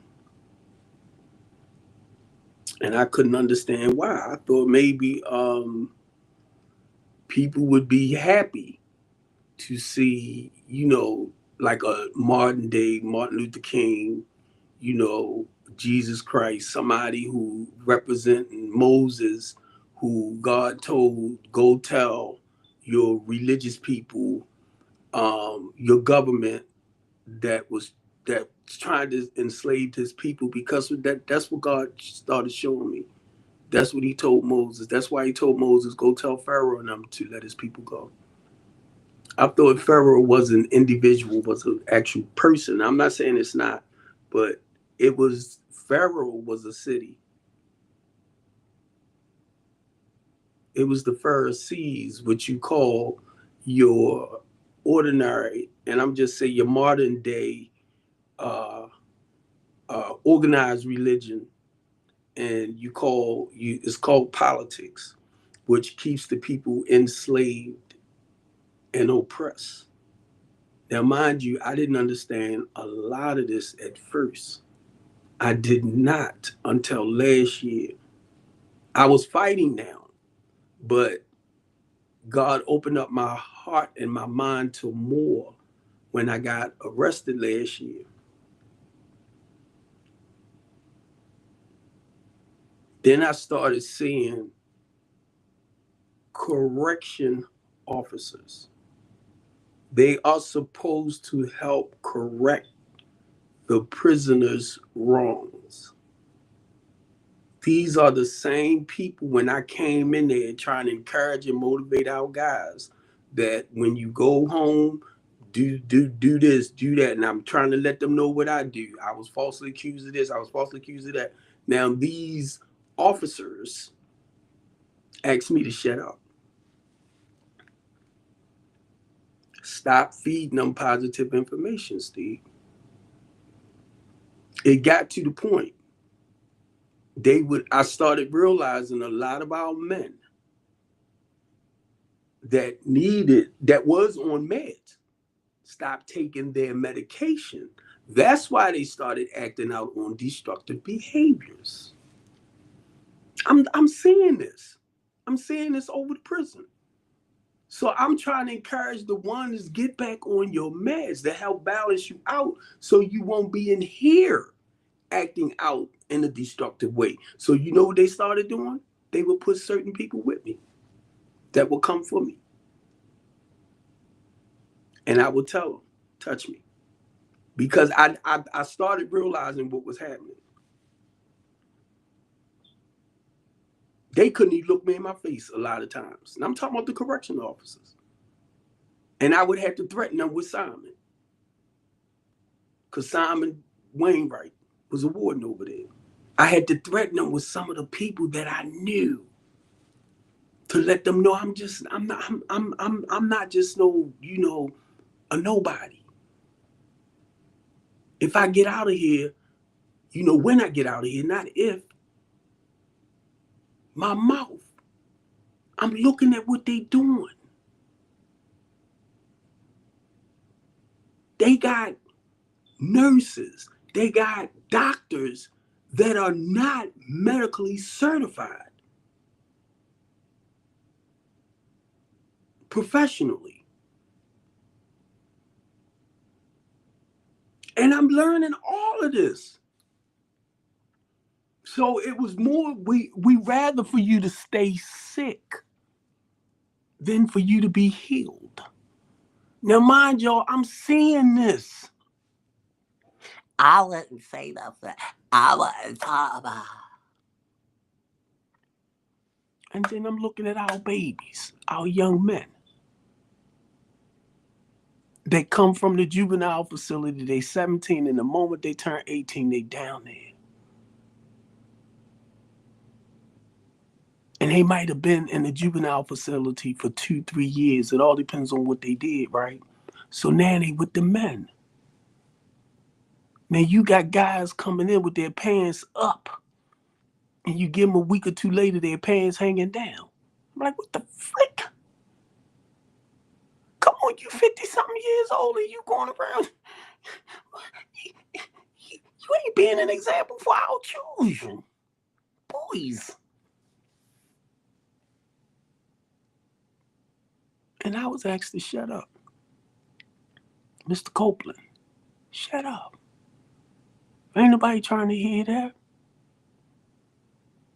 Now, mind y'all, I don't have no jail story. I don't have no prisoner story. Assistant State's Attorney. I don't have none. By this time, I'm in there. I'm 87 days in there. That's the longest I ever been in the 61 years of my life. People ask me, man, well, how long was your first bid? I said 87 days. No, I'm talking your first bid. 87 days. This is the first time I ever been locked up. For real.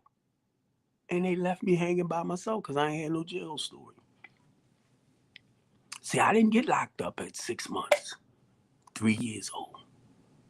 Some of their stories was very, very bad, fabricated. Because they was prison stories. I couldn't think of one like that.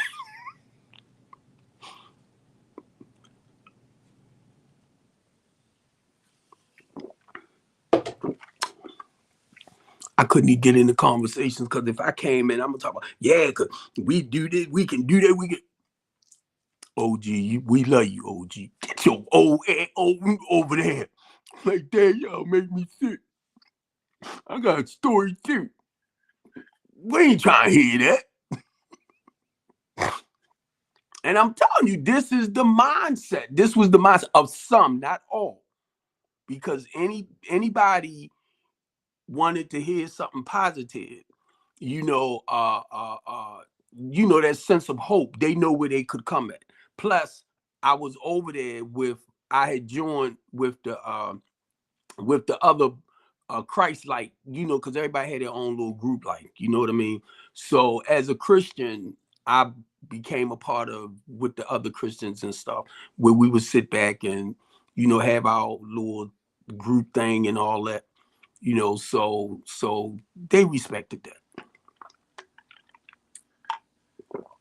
But I'm OG. I'm Unc.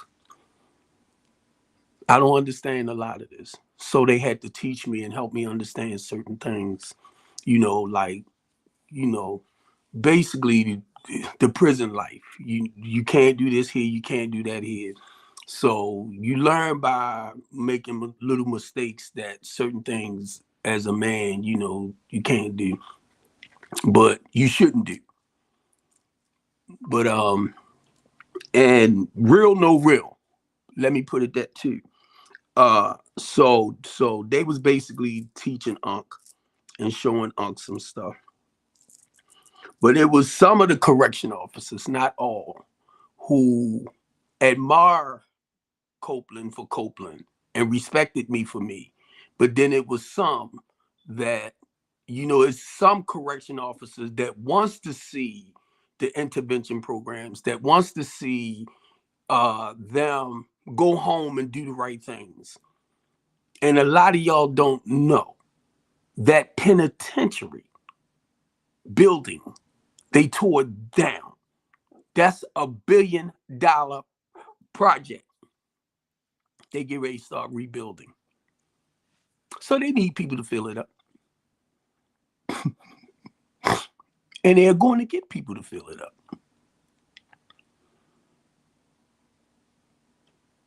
Mm-hmm. Y'all ain't know that, did you? I was going to go down in the kitchen because I cook. So I was going to go down and help with the cooking to add some flavor to the food. But when I heard a guy talk about the steam, and now, mind you, I'm a diabetic, so I was scared that I might get burnt or something like that. And it's harder for me to heal. I'm like, no, I ain't going down there. They were trying to get me to come down. Because they wanted me to basically,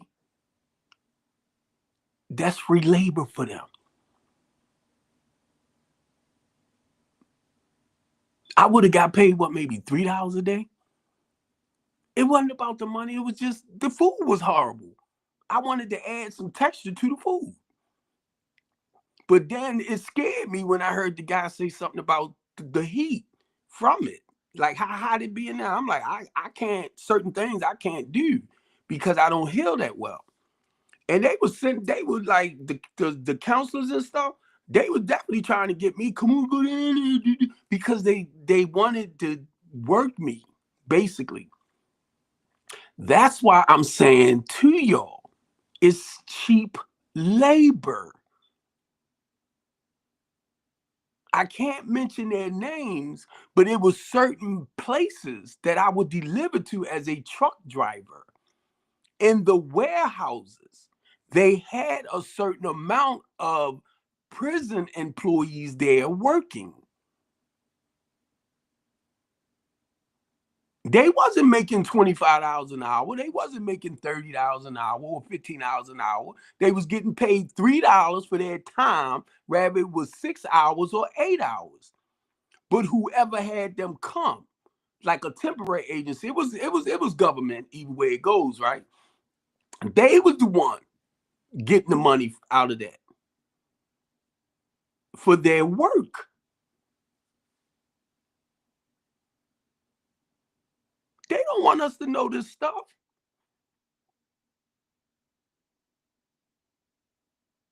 Then guess what? The whole time I'm talking, I never even said nothing about gentrification. We had a conversation about this.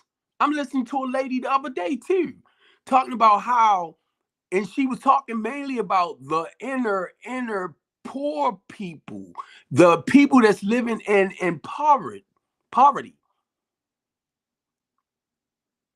And she kept clearing it, and I wanted to come in on it so bad, just to, because everything she was talking about where she's at. How the inner city people paying $1,200 a month for rent. She said they don't make money like that. I'm like, I'll be saying it all the time. And she mentioned HUD housing, everything I'm talking about. She was saying it too, but she was saying it, being a woman. She was talking about it from just coming from a woman. And she mentioned mainly the women that's taking care of the children that don't have that extra help. But now, mind you, and I'm going to tell y'all, listen, my mindset, even though y'all might look at it in a certain way, my thinking is more on the conservative mindset now, not that ghetto mindset. And I'm not saying it in a negative way. Don't get it wrong. But that's with growth. I didn't realize that my thinking and all of that and finances, I'm in a different class level now, a different class. But then when I look back at where I came from, and I'm looking at the people that's still suffering, that needs the state and the government, financial assistance, food stamps, Medicaid, all of that. So people with money pay more taxes. So if you eliminate a lot of these government and state programs, that will lower the tax rate. So now, the heck with them. You might not be that deliberately saying it out your mouth like that, but that's what you're doing.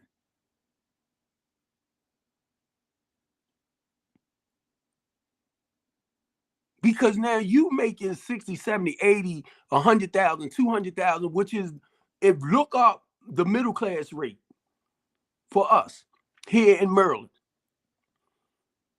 anything under 40,000 is considered as impoverished or below the poverty rate, right? So if you're making above that, you're considered as middle class.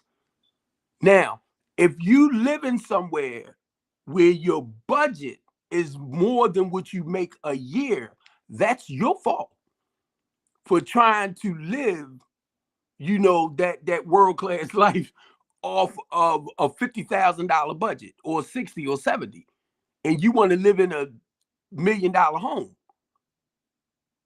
No, you have to live within your budget.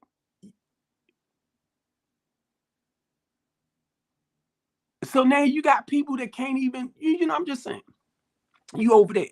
But no, I'm middle class now. I make $80,000 a year. I need food stamps. You do? Mm-hmm. You making $80,000 a year, 9 times out of 10, you work in a career-minded job, right? Medical insurance, life insurance, 401k, retirement plan. Oh, how he know about that? Mm-hmm. 9th grade education. I became a tractor trailer driver. That's my profession. Okay? So I began to understand the difference between minimum wage or just a regular job compared to a profession or career, or some people say white collar. Okay? Children went to college and everything. Okay? So I know 9th grade education. I ain't dumb by far, but I'm more educated, streetwise. So I just flipped it, trying to make Jay-Z money, not practice Jay-Z behaviors. But look, I'm serious though. You flip it.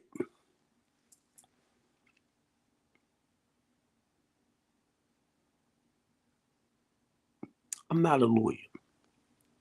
I'm not a judge. I'm not a prosecutor. I'm not real good with the laws, but I know a little something about the laws. I know how they manipulate. I know how the prosecutor had to present a good, it's like they have to act a certain way. I learned that when we awarded this young man $6 million for lead. I watched how the prosecutor convinced us that the mother wasn't supposed to have been in the house with her mother because they was in housing. But she was there on the lease, but they was trying to fix it like she wasn't. And if you didn't pay attention to it, they had us very convinced. But I paid attention and I'm like, y'all lying mother freakies. And that caught me.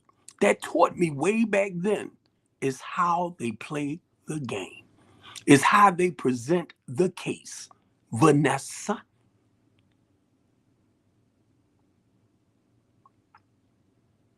And when you see this, it's how you fight against the people that actually take something, right? Let me do this. The police officer. So if you're police and you listening to me, if I do one thing, charge me for the one thing. But when you put 10 and 15 charges on that one, what they giving them 14 other opportunities to find you guilty of something to play with when you did only one thing. So they start the process of eliminating stuff out. Oh, we can't use this, we can't use that, but we can use that. We can play with that. We can play with that. And I see it. I see it. Vanessa. But when you opened up your mouth that day, you showed me everything they gave you came from the police and it was fake and phony. It's all outdoors.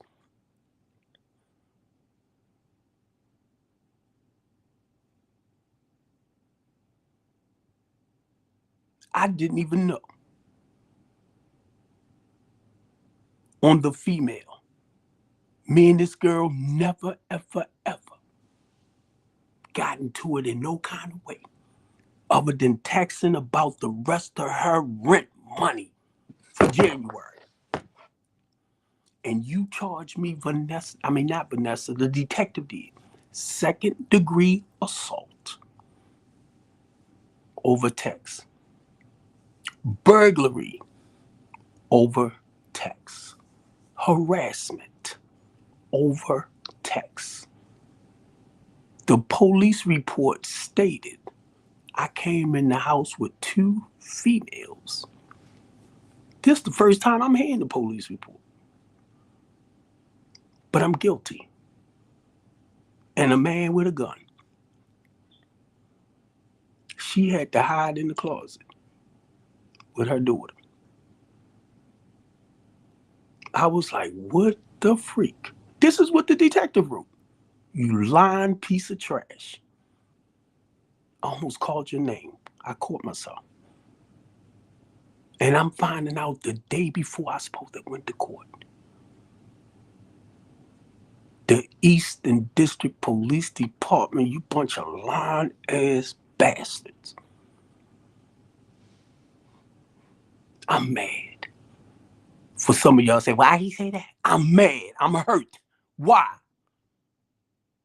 And I hope they looking.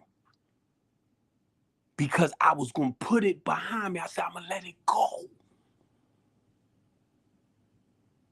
I'm going to let it go. Okay, whatever happened, happened. I'm going to let it go. I done had my feet operated on twice. I done lost my big toe because of this bull junk. I said, all right, I'm going to let it go for what these white people did to me. I said, I'm going to let it go. God said, no, you're not. So talk about me all you want.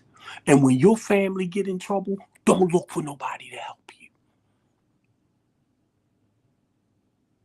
Because guess what? I did not expect this stuff to happen to me. As a community activist, as a human rights advocate to fight for others. And a lot of y'all turned your backs on me. Y'all know how that hurt? Oh, don't worry about it. Let it go.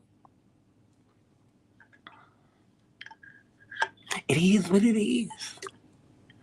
Mm-hmm. Because it's not you. Tell that to this home monitor on my leg. Tell that to the people that calls me when I can't physically move about and I got to make phone calls, which is okay too. Tell it to Marlo, who's over there trying to put stuff together in this building by himself. I'm quite sure he got help, and he asked me to team up with him. And he said, Steve, you know, a lot of people gonna be mad when they find out you over here. I said, I know. Because y'all don't like me. Because I'm this big mouth, bald head troublemaker. This man asked me, because I work with the homeless and the less fortunate. He said, Steve, I want us to team up.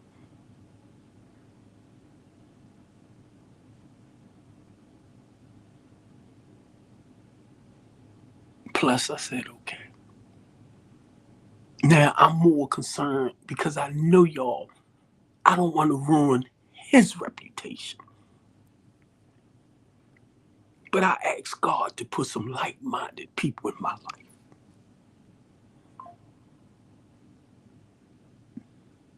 Some loving, caring, God-fearing people in my life. And it ain't none of y'all that don't want to be bothered. Then again, let me back it up. I apologize for that. Because a lot of y'all are God-fearing, like-minded people. But he just didn't ask y'all to come this way. So that's why I said, let me back it up. I know Marlo Hart. I know Marlo is a God-fearing man. I know Marlo. I've been knowing Marlo. We go to church together. So when he asked me, I was shocked. And he said, Steve, you know, when people find out that we are teamed up, he said, they ain't gonna like it. I said, Marlo, I know. Because a lot of y'all don't like the big mouth bald head dude.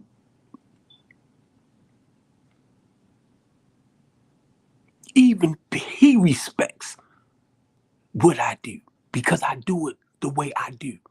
And that's not to make it personal, but it is. Because you have to stand on your morals, your values, your principles. Stop letting people punk you down.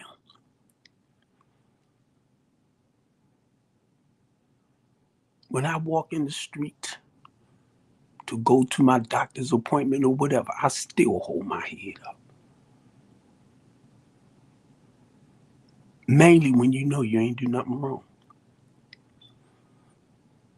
Even though it's a hurting feeling, but do y'all know how that is? When you know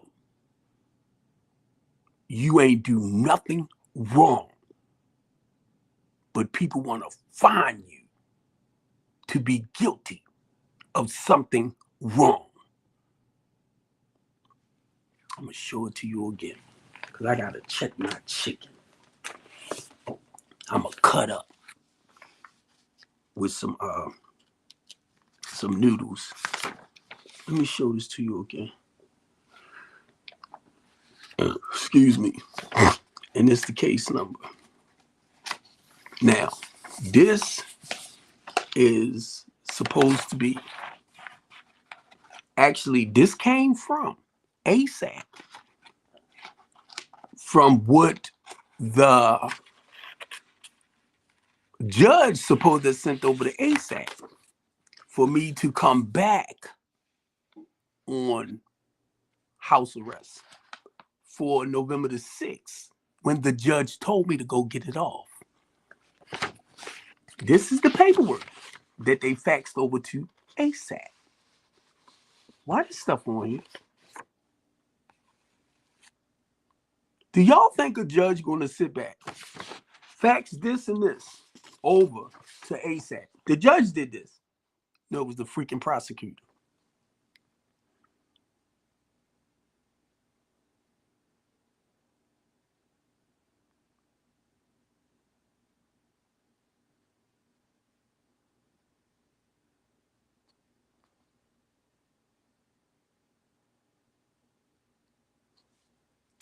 Look at this. Look at this.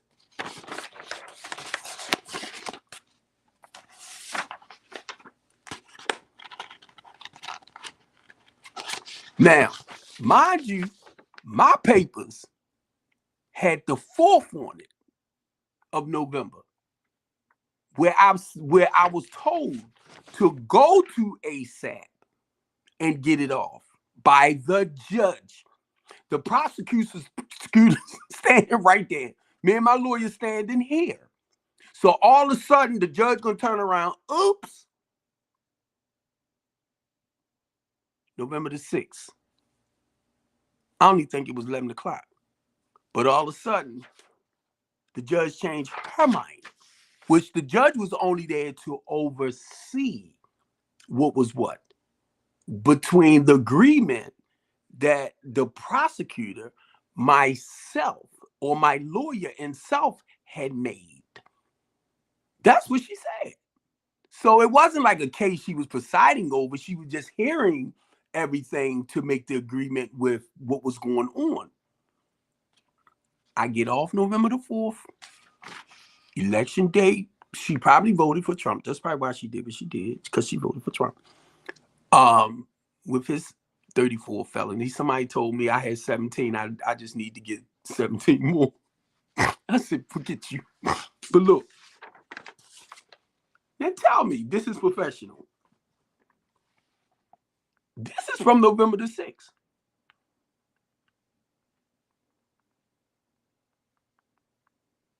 And I know a lot of y'all might be lost on what I'm saying. November the 4th was the plea deal for something I didn't do. She made that very clear that day. Oh, so you know. But look, you guilty by association. I know Ivan Bates too. So if I'm guilty, he's guilty with me. Do you want me to say that to you in your face? Because I invited him out on several times when I had my when I was at a school and I gave this thing at a school. I invited him out to speak. When we had community events, I invited him out to speak. But because he was a lawyer, he wasn't able to, his schedule didn't make it fit for him. But I would invite people like him out to speak back to the community. Vanessa, he didn't tell you all that? That's why when I called Julian at Fox 45 News, he said, did you talk to Ivan Bates? I said no, because I didn't think I could talk to him and tell him what was what. Ew. And I know she don't mind me saying her name. Isabel Cummings, Attorney General. Not Anthony Brown, but Isabel. I called her when I was going through this stuff with the Eastern District.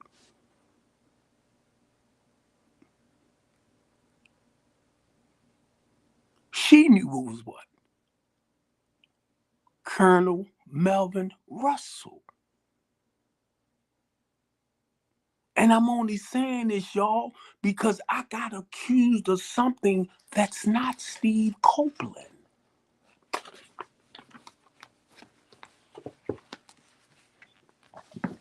Let's rock it.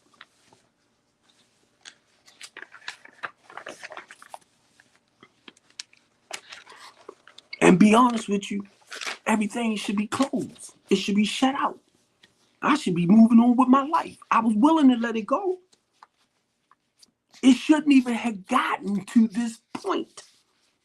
But the only reason why I got indicted, because the detective decided to throw in something that had nothing to do with anything. They wrote the report. Then she sent it off. She faxed it or emailed it. April the 7th, because I was supposed to went to court April the 9th for my 30 days. For them charges where I could have went and spoke out for myself to let them know this is business. These are clients. So I wasn't able to make that that court date April the 9th because I had got indicted. So right then and there, they took me back upstairs.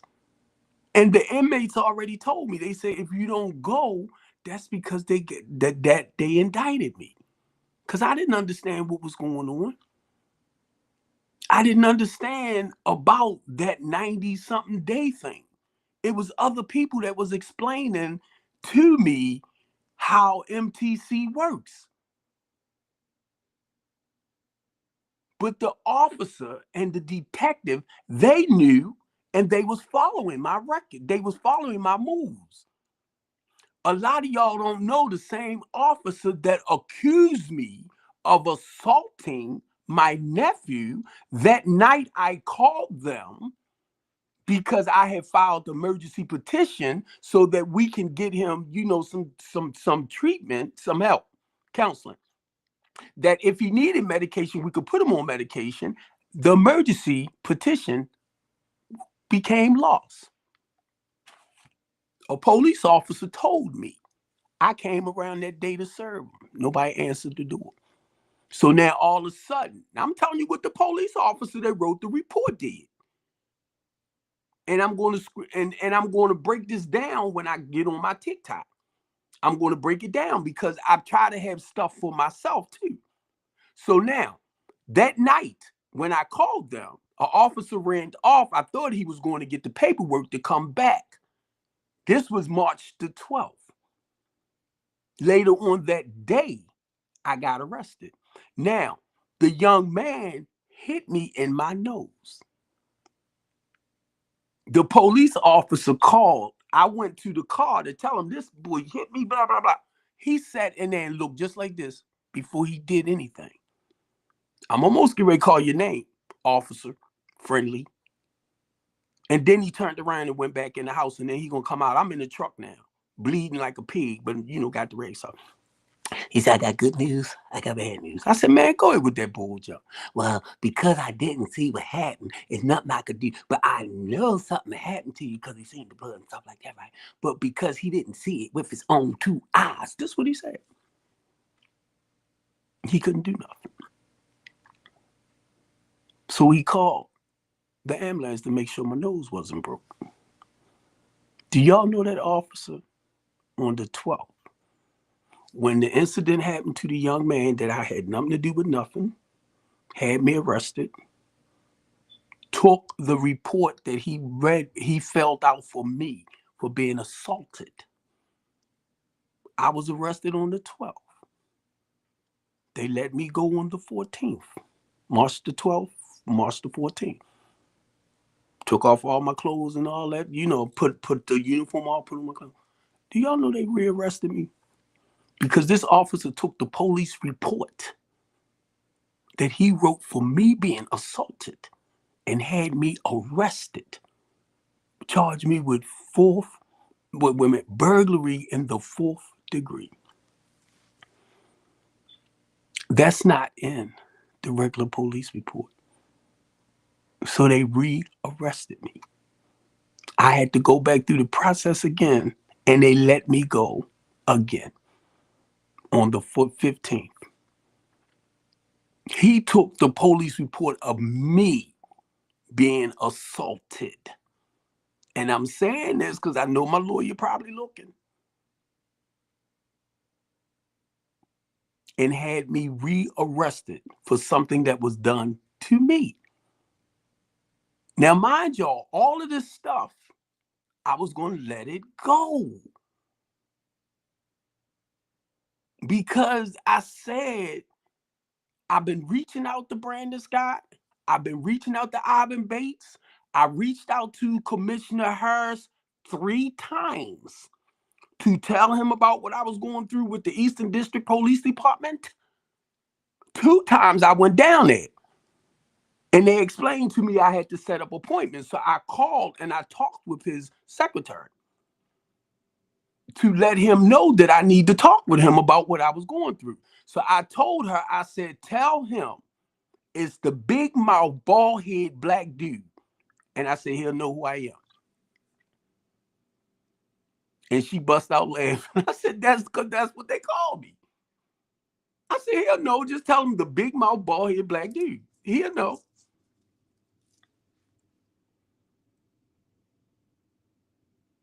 Never heard from him. Went over to the renters court because the police kept saying landlord, tenant, landlord, tenant. I said, that's not how we do with the housing program. Landlord, tenant, landlord. So I goes down there. The lady said, Mr. Copeland, because of if you don't listen to what I'm saying, then you just come with your own stuff. She said, they are harassing you. She said, fill out this paper for the officers that was harassing me, because she thought it was basically one at the time, but I got a list of them, right? She said, fill this paper out. You can get up to $30,000. But if you go across to City Hall, you can get more. I said, I'm going to go across to City Hall. So I was told by more seasoned officers to report them to internal affairs. I didn't have the chance because they ended up locking me up. But I still have the badge numbers and names. It's all on Instagram. I mean, not Instagram. It's all, and I post them on my pages too, just in case I need to get it. Now, why did we have to go through this? I told them, why is we arguing when I'm a community activist? I'm in the community. Y'all get paid to protect and serve and help build up in the community. I said, this is what I do. We should be working more together than against each other. They wasn't trying to hear that.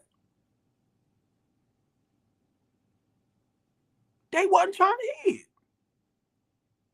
I even had, and I mentioned this Monday, last Monday. I had a police officer about 30 years old, woman, went and talked with one of my clients. It seemed like something jumped on her, right? And she came to fight me. And it was another woman, her partner, that held her back. This is the type of stuff I was dealing with the Eastern District Street polices and sergeants. I had to make it clear because when I went around to the district to tell them what was happening to me, they had no clue of what was going on the outside. And also, I called another district to find out what in the freak is going on with these people over here. And because I was doing it so much, they looked at me as more like a troublemaker. No, y'all wouldn't listen. I only called y'all to help me with the clients so that it wouldn't get to a point like this. And eventually it did. It got into a place where it shouldn't went.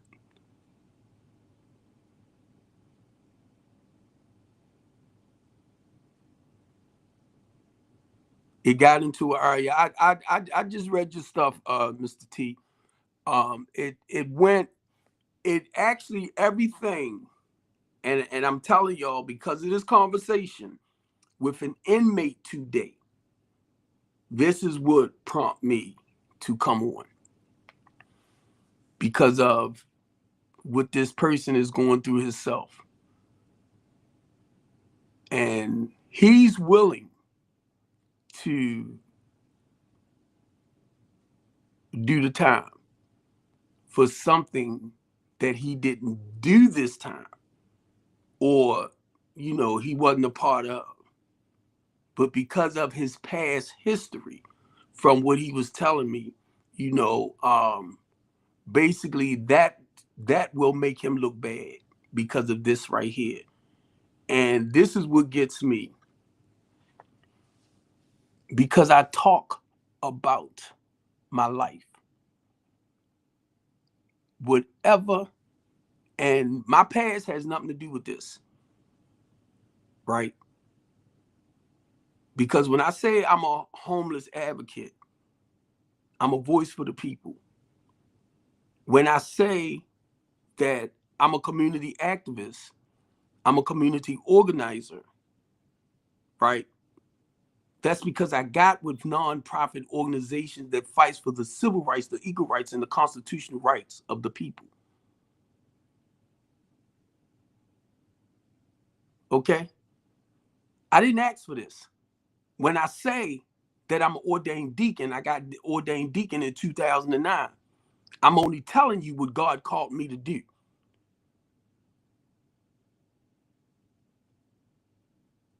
When I tell you I was sitting in the balcony at the church and the Holy Spirit said, I need you more out there than in here, I'm only telling you what God called me to do. Now, mind you, I didn't look at the hell I was going to go through and doing what I do.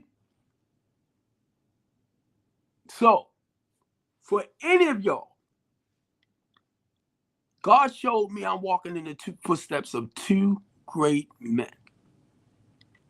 Martin Luther King was one, and Jesus Christ was the other.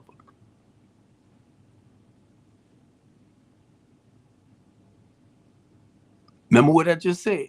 Walking in the footsteps of two great men. I was in Washington. I was over in Annapolis in the House of Delegates, waiting to go outside to speak on the $15 minimum wage. As I was walking through the crowd, they was moving out the way like this, patting me on the back, hit them all, blah, blah, blah. I'm shaking because I'm going to speak. To make it plain and simple, we got the $15 minimum wage passed.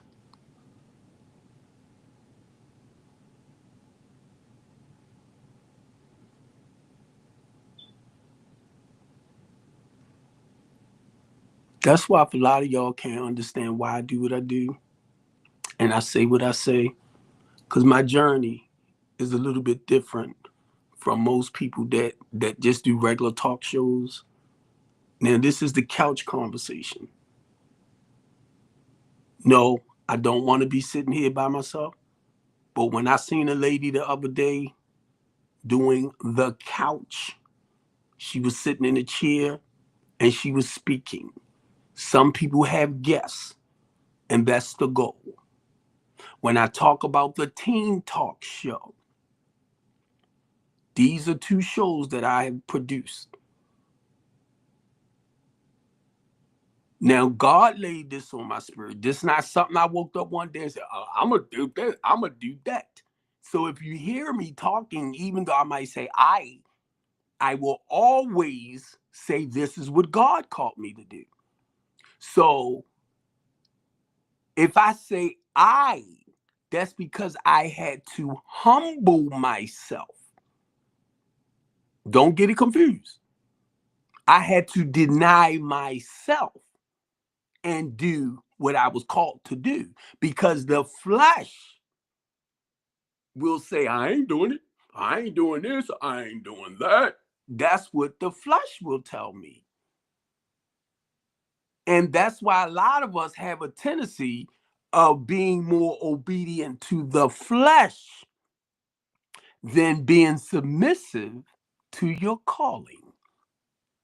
What people gonna think about me? What people gonna say about me? I go through all that.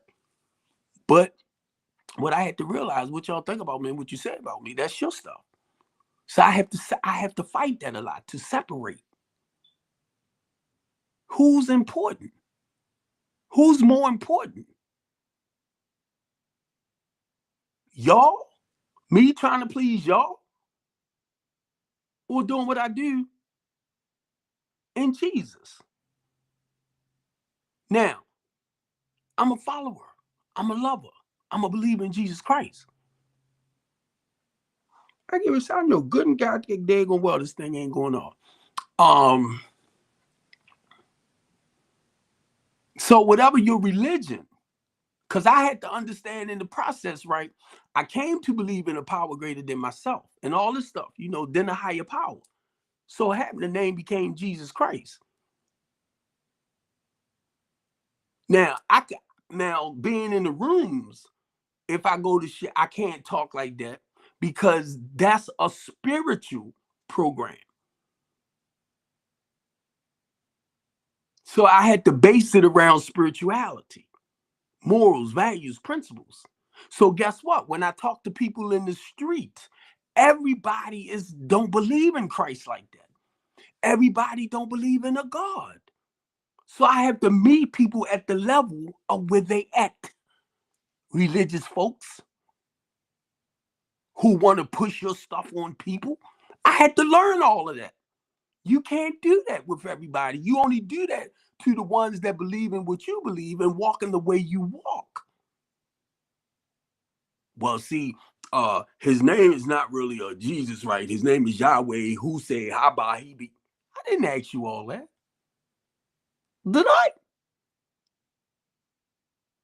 I already know he known by many names. I thought you didn't know. Oh yeah, Jehovah Jireh. I already know he known by. Well, see, back then it wasn't no J and G doing that. I did not ask you all of that. Somebody sent me something the other day, and I hope you are looking. Because he's showing me Jesus started with a Z, not a J. Did I ask you that? I looked it up. That was misinformation. It was Z US. And matter of fact, with my phone, I'll pull it up. Because he fed me ZEUS.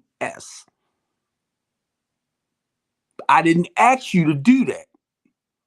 But you decided you're going to come in with whatever little information you understand, sir. And if you do it, I am going to go and do my own personal search to see where you're coming from. So if you tell me you're not a religious person, but you're studying theology or doctrine or history or religious doctrine, what is you doing? You're lying to yourself. Now, like I said, when I say I am a Christian, what I'm saying, if I say I'm a follower in the love of Jesus Christ, I'm being like-minded. I'm being one of a core. I'm being loving, kind, considerate. I'm looking at the personality of the person. You're looking at the religion. And he was not a religious man. And he was not a Christian. That came after.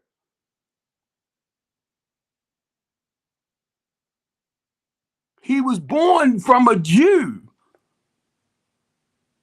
You can call it Jewish, you can call it Hebrew, you can call it Israelite, you can call it whatever you want. But I'm only saying this because this is what I begin to see. Your understanding might be much broader and brighter. I ain't there and I ain't trying to be there. Once I understand something, I'm just saying this right. Because once I understand enough just to go, for me, because it's too much out there. You don't really know where this started at, what to believe, how to believe. So basically, you stay a certain, to a certain level. I ain't trying. A lot of the stuff I remember. I can only tell you how God worked with me.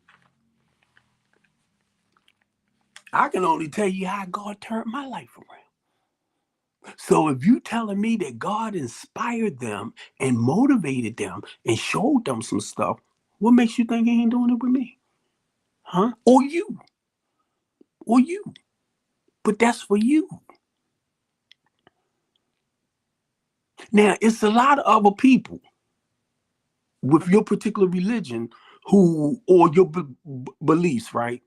They can understand you and feel you and see where you coming from, but everybody not there on that level. And I learned not to push it. That's why I rather do spirituality, because it's personal. When you get into a religion, see, you're talking about doctrine. You're talking about teaching. You're talking about living according to certain traditions. And they are all made man. This is how we want you to live if you're going to be a part of this. This is how we want you to live if you're going to be a part of that. That's man created. And then you want to turn around and push your ideology with your certain religion on somebody else. I talk to God all day long. To me and Jesus Christ like this. Well, see, really, you and Jesus Christ. Say that again. You and Jesus Christ, because the name not really Jesus Yahweh. But see, the J came in.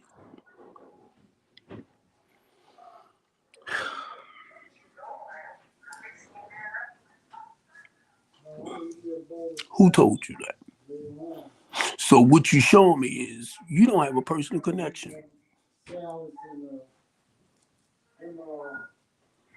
You don't know him in the pardon of your sin. Now, and if you used to do what I do, right, and your life turned around, and you turned it around yourself, then amen, bless you. You lived the way I lived, but your life has turned around, and you don't have that desire anymore. But it's because of your particular religion that took that desire from you. It's your religion. Yeah, I don't do it as much. I still do it, but I don't. Okay. I just try to be more sociable with it. See, I don't drink or nothing like that anymore, but I'll. Oh, so you still getting.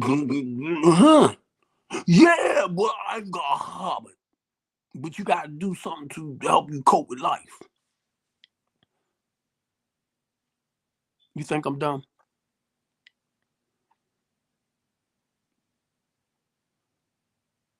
And I guarantee you'll find a way to justify it to make it right.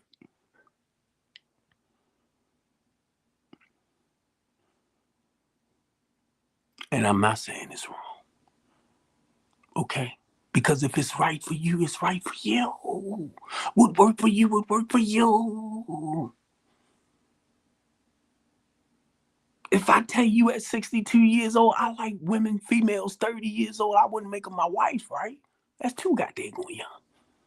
But I'm just saying, if I want to date them and court them and wine them and dine them, and I'm telling you, I like that nice little fine body and stuff like that. And then you gonna tell me, nah, you need to mess with somebody that look like a grandmother, somebody that's around that age. What?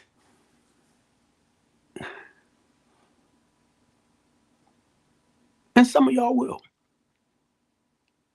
I'm just telling you me.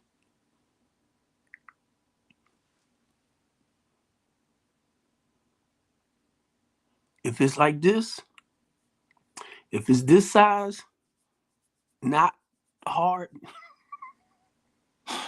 and I wanted to get like this, and if it don't turn me on, it's gonna stay like this. Come on, let's use common sense now. And I shared this the other day too. I'm not at the point where the wind blow by and that sucker go bring like it used to. Or I think about it. Bring. It takes a little work now. Get that sucker. Keeping it real with Steve Copeland. Keeping it real with Steve Copeland from the Couch Conversation Show. All right, family. Like I said, talking with this guy, and he the stuff that he was telling me that he's willing to, he's trying to get them to drop like the time thing where he won't have to do as much time. But he realized that if they use his past into this, it will make him look guilty. So this is the reason why he's doing what he's doing. And I told him, I said, I'm really proud of you. Because his attitude, the way he's talking, it's like his acceptance level is awesome. I said, one thing about me when I was over that prison, that's not my home. I wasn't trying to make myself comfortable. But this what he said, hey, Will, Merry Christmas, bro. This what he said as well, right? He said, because of the mind. I'm like, here we go.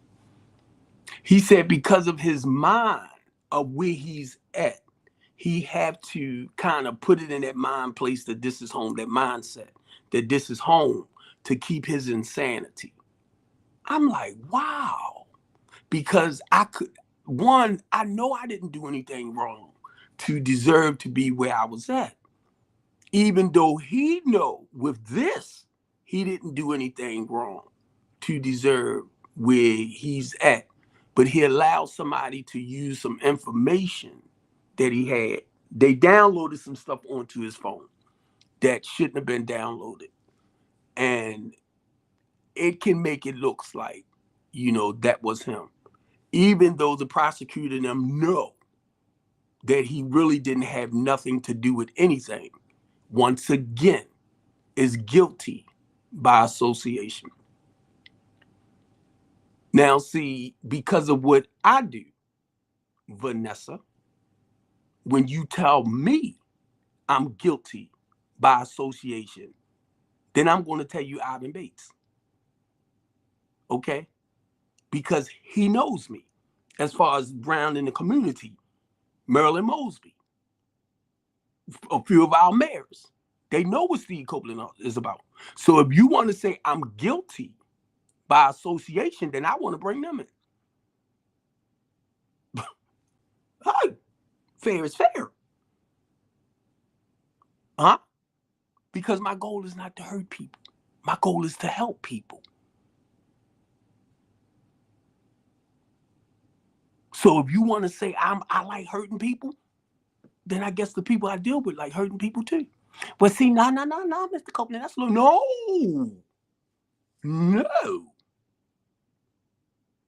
Remember what you said? Even though we know, and you showed me, that I ain't had nothing to do with nothing.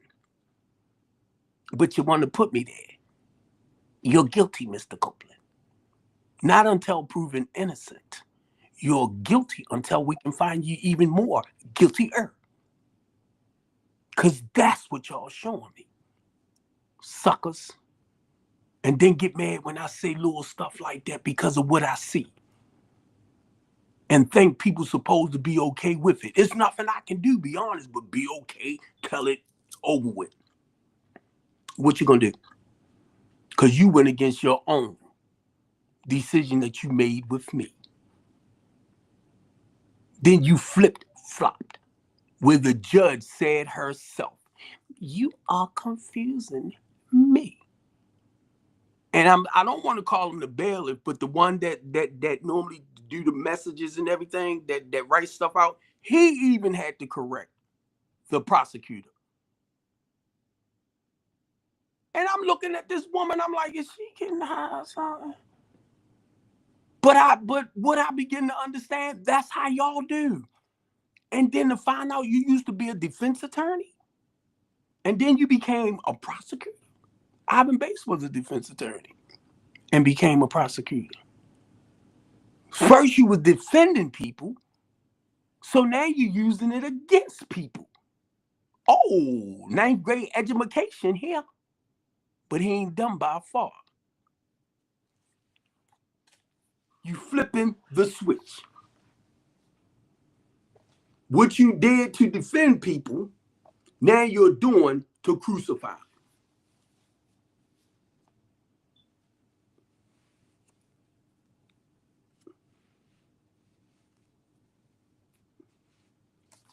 It's like politics.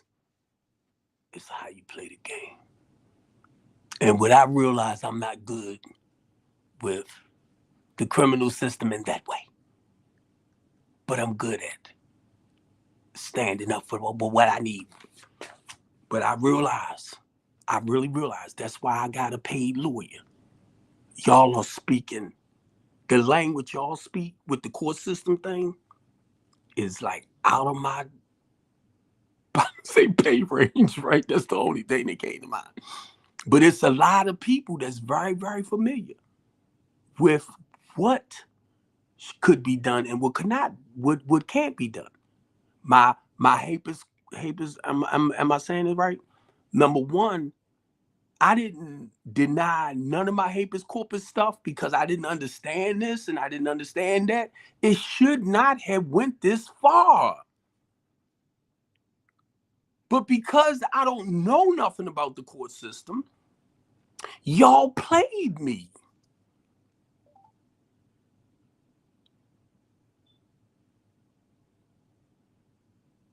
Because I'm not deep into the law like that. And I knew, for me, it's like being in an NA meeting, right? If you come into an NA meeting and you're not familiar with the language we speak, you will be lost. So I knew for me to, as it was getting to go this far, I was out of my range legally. Now I'll come in and you see the way I come. I'm going to come at you, which is to me is a normal thing. But it might not be to your standards or your way of talking and doing things. So to me, it was like that arena I'm not good in, because when I come, I come. And I didn't want the judge to look at me and be like, well, Mr. Copeland, you can't this, Mr. Copeland, you can't that. When I'm only sharing my truth. Because this is what it's all about with a lot of y'all. You want to take the truth and you want to flip it to fit your stuff.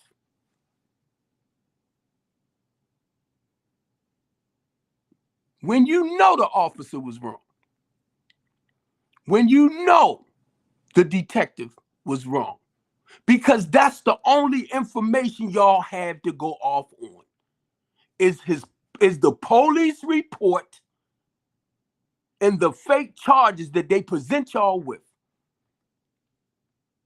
That's all. But now you got to do the groundwork to find out, is it true or not? And there it was. And the prosecutor said it herself.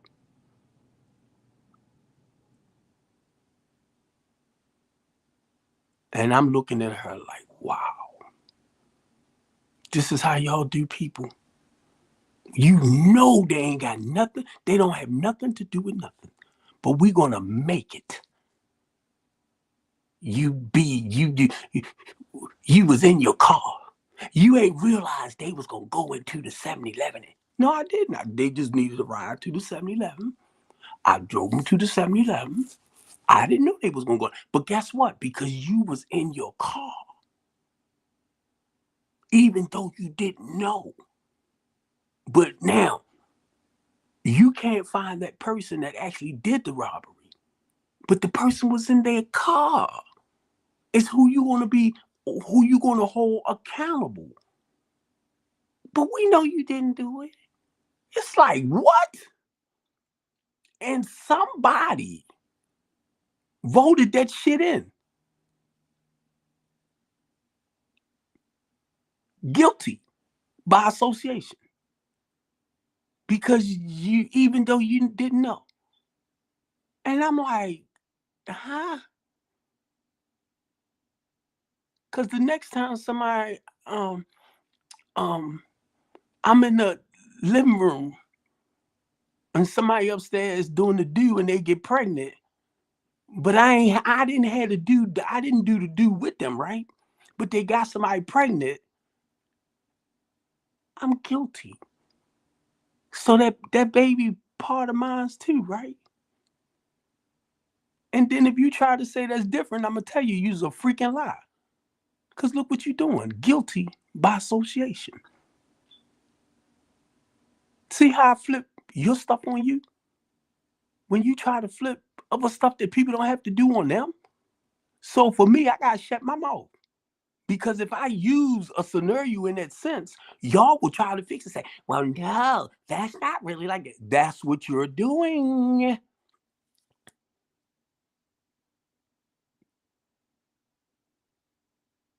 That's what you're doing. You're accusing people of stuff that they didn't do personally. Accuse me of something that I actually did. Because then what y'all doing, right? Y'all making people think just because you go out there and you trying to help the public. And I'd say this, I'm a community activist. I'm a human rights advocate. I have over 31 years clean. I used to live a destructive lifestyle. My goal is to help people come up out of that and live a more productive way of life a day at a time. So what do I look like if this is how my life been destroying your life when your life has already your life is already in ramble? The goal is to help you gain a life, not continue destroying your life. So y'all will take a person like me and make me feel like everything I'm doing to help grow or make a difference in people's lives. Y'all make me wonder, damn, am I doing something wrong? Good to know why I said that, because I was thinking about that yesterday. And I had to look at it, right? I'm like, oh, I got to evaluate myself to realize, no, Steve, you put your life on the line to help others.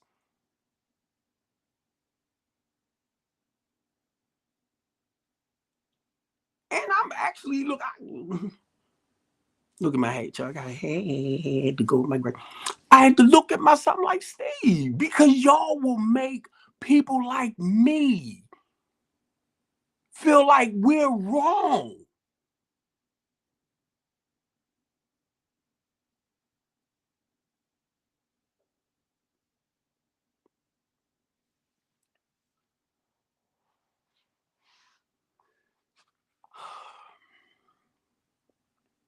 That's why I admire people who say keep up the great work, keep doing what you're doing, stuff like that, right?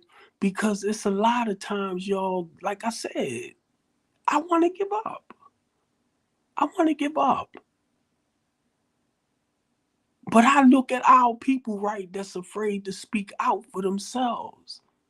So if you want to look up what a community activist does, please look it up. A human rights advocate, a community organizer. We go back into the community to help build up in people's lives, to help build better communities. I used to have monthly meetings, right? Like safety in the war zone, harm reduction in the community of color. I used to have these type of monthly meetings. I would invite people out, panelist wise, who lived a certain way of life, who have turned their lives around, who's being productive, to come back in and share with the community. I would invite a lot of our people that's living, you know, that destructive life to come in and learn from people that live like that turned their lives around. So y'all want me to shut up? I was doing this with Communities United. When I came home, I had to call my director back to let her know. She asked me to go down to the budget meeting with Brandon Scott on March 11th. I didn't even have the chance to tell her what the budget meeting was about because March the 12th, I got locked up. She didn't even know until I came home February the 16th. And I called her and told her. Ivan Bates, I don't know, he probably knew, I don't know. But Dr. Hathaway. Now a lot of them know because they asked me to be a part of Act Now in Baltimore. That's why I said this daggone prosecutor don't know what Steve Copeland do. Or she might know, but just felt like, because certain people, and I swear to God, I don't want to look at it like that. We, our mayors and other people done some great things around the city, but also they done some crooked stuff too. So we don't, and I understand a lot of them don't know what's what. I understand a lot of that, but not me. Okay. Now I can only talk about me. That's not the stuff I did. On one hand, I'm saying this, and on the other hand, I'm doing that. That's not me. I was always toward either you in or you out. All right. So, in that process, that's why I get mad because, and then I have to be open minded. I apologize for that, but I have to be open minded to understand when you don't know, you don't really know. But I know. And guess what? I cannot reach now one of the clients that was in my housing program.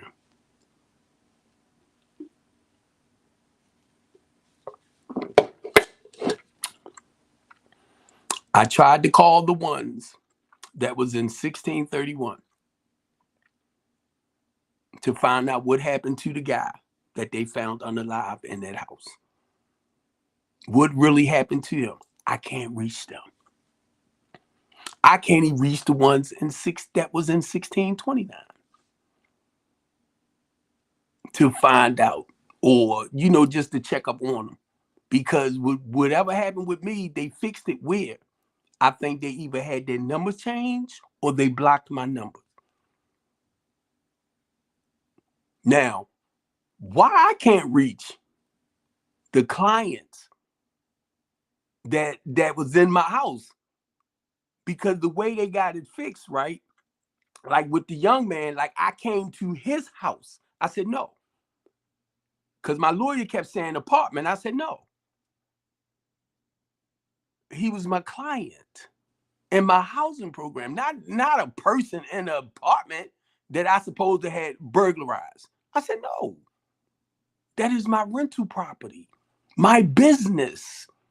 So see, I'm listening to the wording. No, I told you that. I do transitional housing.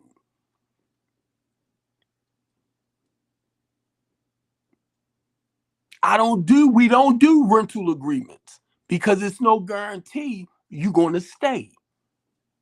So you might come in, stay for a couple of days, stay for a week or two, and decide this is not really what I want. So what I'm gonna hold you back for? That's what we do. We there to help you.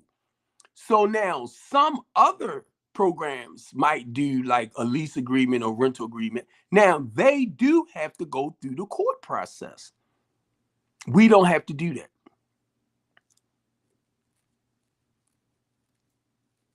Because that's involving the sheriff and all this type of stuff now. We don't have to do that. I know people paid money for staying in the program, paid their money, and they still turned around and gave them 72 hours to get out. Now, see, I wouldn't do that to you because you're going to need your money to move on to something else. So why would I take your money, then turn around and put you out? I had people reached out to me because the people who organization they was in took their money and they didn't have, they even had to go into a shelter after their money was taken, where they could have used that money to pay for another space. But no, y'all want to point at me like I'm the bad person. See, I because I talk with people, I see this.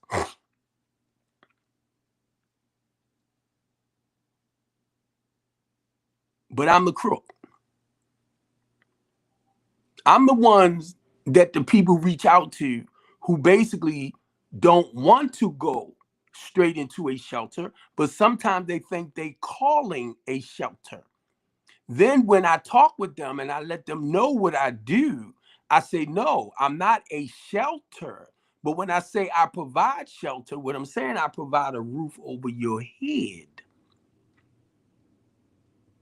Mainly if you have children, I will put you in a space until that's a room, until I'm able to move you to the next level.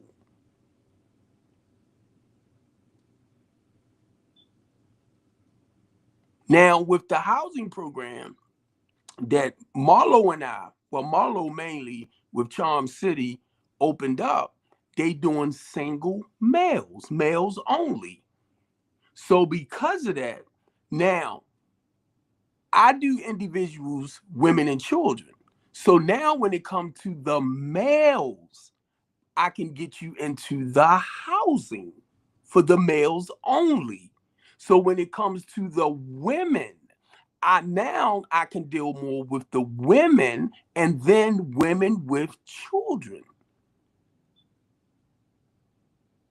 So that's what I mainly do. Women with children. So I have to reach out to other people that do women and women with children. Because some of them do men and women, but they don't do women and children. Now I have a father too. One father has a 12-year-old, but he's straight. He just need refrigerator stuff. But I have a father with 6 children. He only get $1,300 a month. His oldest is 18.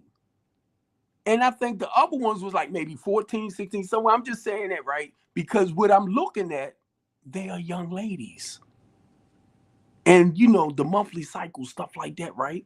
So the reason why I'm saying that, 1,300 and social service not helping him yet. They came from another city. He can't afford to, a full amount of, you know what I'm trying to say. So I'm like, ooh.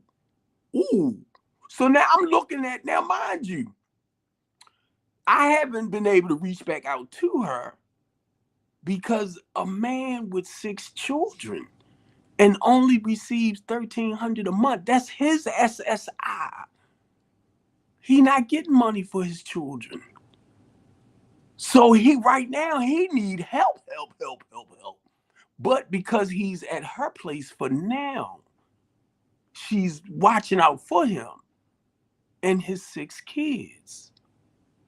3 boys, 3 girls. Now, the 18-year-old, you want them to go to school. You want them to do what they got to do. But the good part with that, you can get them a job, even if they're 16 or 14, to help their father out financially. So her and I had a long talk. I haven't forgot about him. It's just finding somebody that's willing to work with him. You get me? So now for me, I would have to find definitely a Section 8 where he don't have to pay nothing. And not only that, check this out, or a voucher where he won't have to pay nothing. And then we got to look at gas and electric and stuff. I ain't even looking at like the beds and stuff for them to sleep in, the beds, the dressing, all of that. Because guess what? If I was able to get to my goddamn truck and go down here to Second Chance and call my friend to get box springs and mattresses and dressers from Second Chance and all this type of stuff, I can do that. But because I'm on this home monitor, I can't help him. I can't help him.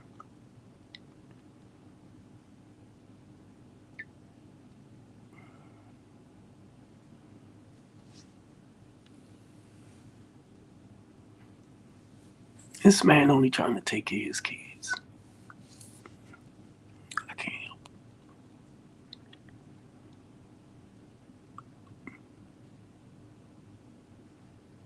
And I know exactly what he needs. I can't even go talk to nobody because I'm in this freaking house. I can't help him.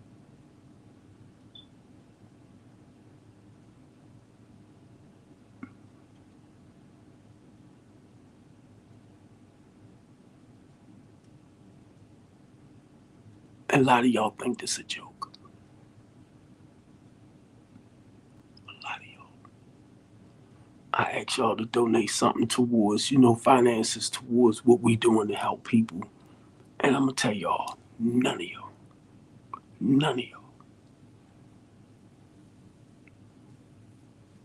send nothing. It's so embarrassing. It is so embarrassing.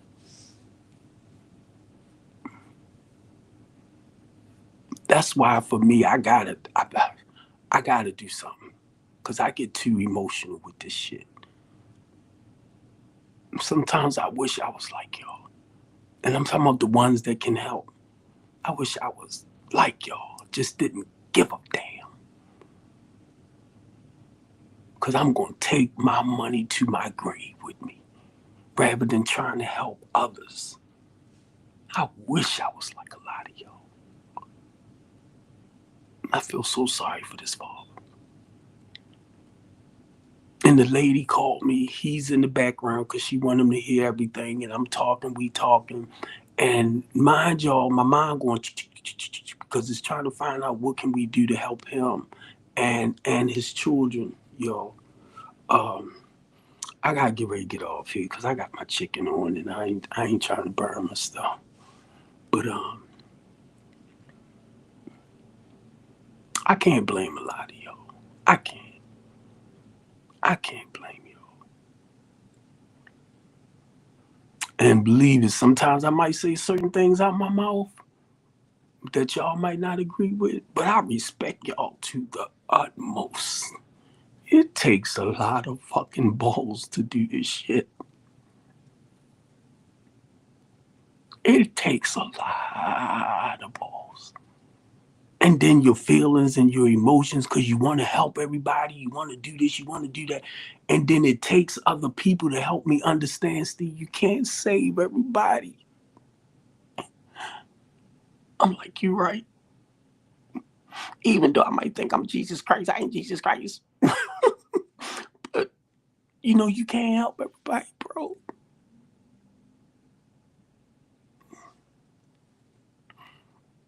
I'm sorry. I'm just thinking about this father, right?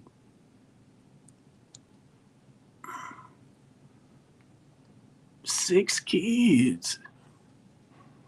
And then you got people that have the property, have the space, stuff like that. No, I want my money. I want this, but your stuff is empty. I'm saying you work with me to get people in. The goal is to make sure you get the money to maintain. You just have to work with me with the process of getting the money to get to you.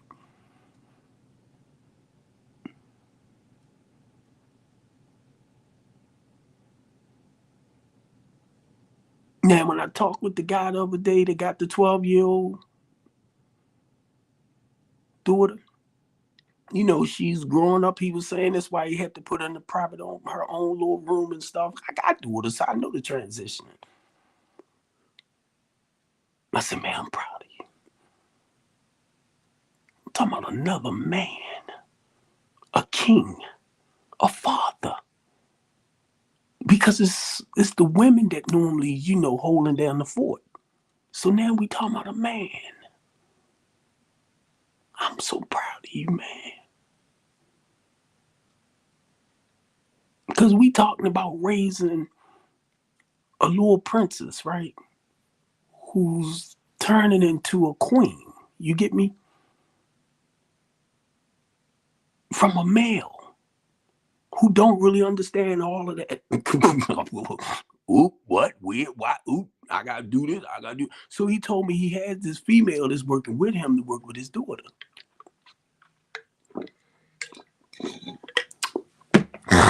So a lot of y'all women who want to badmouth men, and I can tell you this, every one of my daughters that started their period, they came and told me, okay? Because their mothers told them, go tell your father. Who do you think went to the store to get them their stuff? Who do you think that basically took them shopping when they started blooming and blossoming and stuff? Their mothers took them to, but I took them as their father because that's the part of the relationship. And if you done slept with somebody and you had kids by them, and they're not there being responsible, don't make them out to be this bad person now because you wasn't saying that when you was taking in that wingy, was you? When you was getting the wingy and producing those for him. Now that he ain't there, he'll sorry, no good, blah, blah, blah. You knew that when you got with the wingy.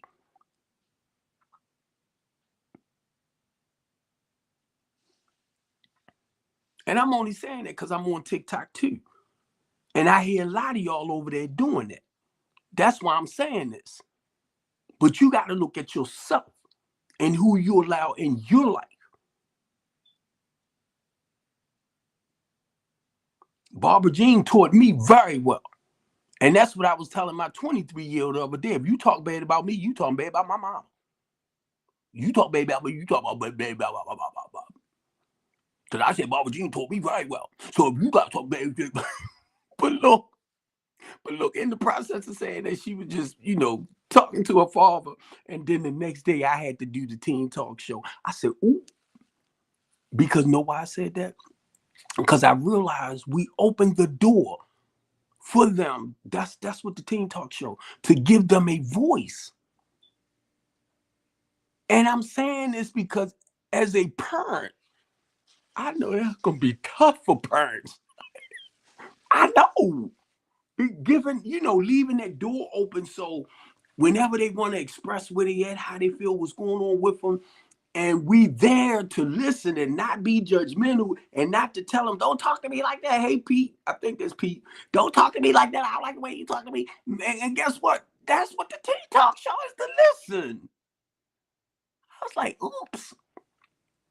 And I'm only saying this because I realize for a parent, it's going to be a major challenge. Yup. And I was like, ooh, did I start something? Ooh. because we teaching them to be independent and more responsible. But then we want to talk, you don't talk to me like this, you do. And I'm like, no, back up. That's the whole point of leaving the door open. But then we want to try to tell them how to, you know, speak and voice their opinion or voice their pain or voice their hurt. And I'm like, please catch what I'm saying. Because I'm like, that's what the Teen Talk Show is about, giving our youth a voice. I'm talking about our children. My oldest is 35. My 23-year-old is sport, is all outdoors. I did it. My son, all of my kids, but the younger two, you know, they want more. They expect more from you, right? And the goal is to be able, whenever my kids ask for stuff, it's like to provide. But I have to learn that great word. Nope. No. And I was trying to teach her something too. You ask to borrow to get the oil change in your car. And you said, Dad, I'll give it back to you Saturday, because she do the DoorDash thing. I said DoorDash, but the Amazon thing, right?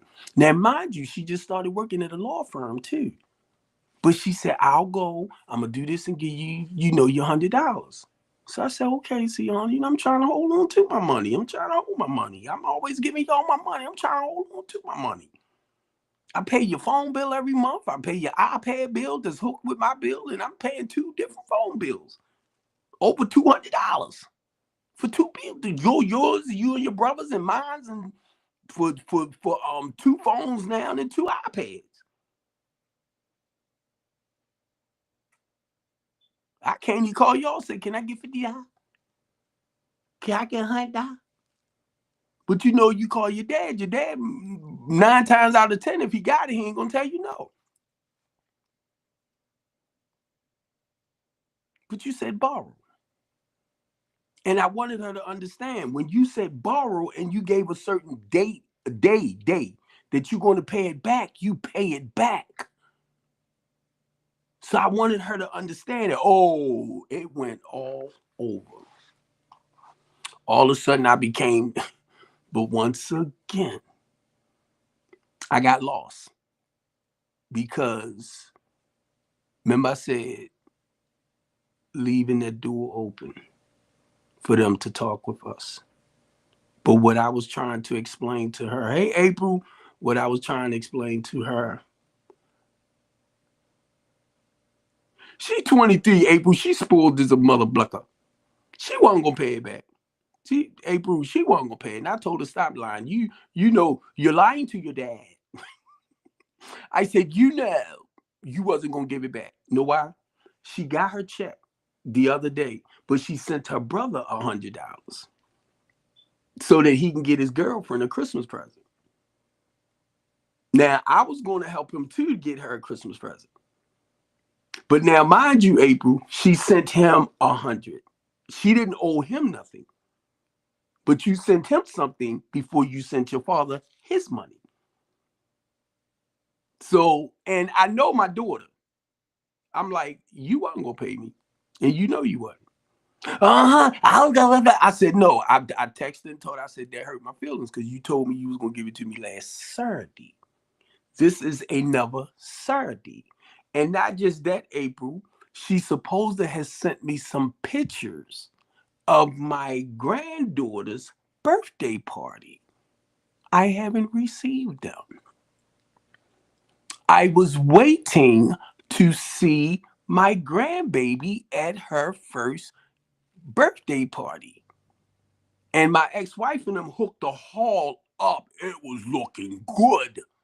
So I couldn't wait, you know, because me and my 25-year-old, she's keeping the baby from me. I'm like, God darn. And my 35-year-old did the same things. Now I'm that father. Just because y'all hooked up with these such and such and such type of dudes, and I tried to teach y'all more about dealing with people that can't provide for y'all. Now y'all trying to make it seem like I'm your problem. I said, no, you're not. Because I taught you better. Now, if you choose to mess with that, and now you want to turn around, and I know they might be looking at that male part, right? The male part.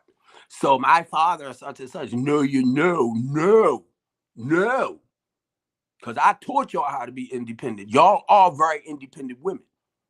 Y'all are the ones that grab hold of these babies, not me, guys. So women, teach your sons how to be productive. My mother taught me. My mother taught me that a man take care of his responsibilities.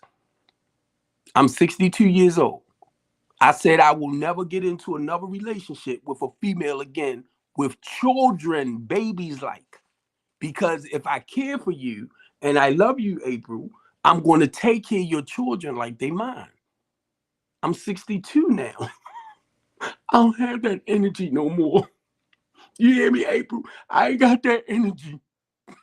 I be picking with little Steve, right? Because he's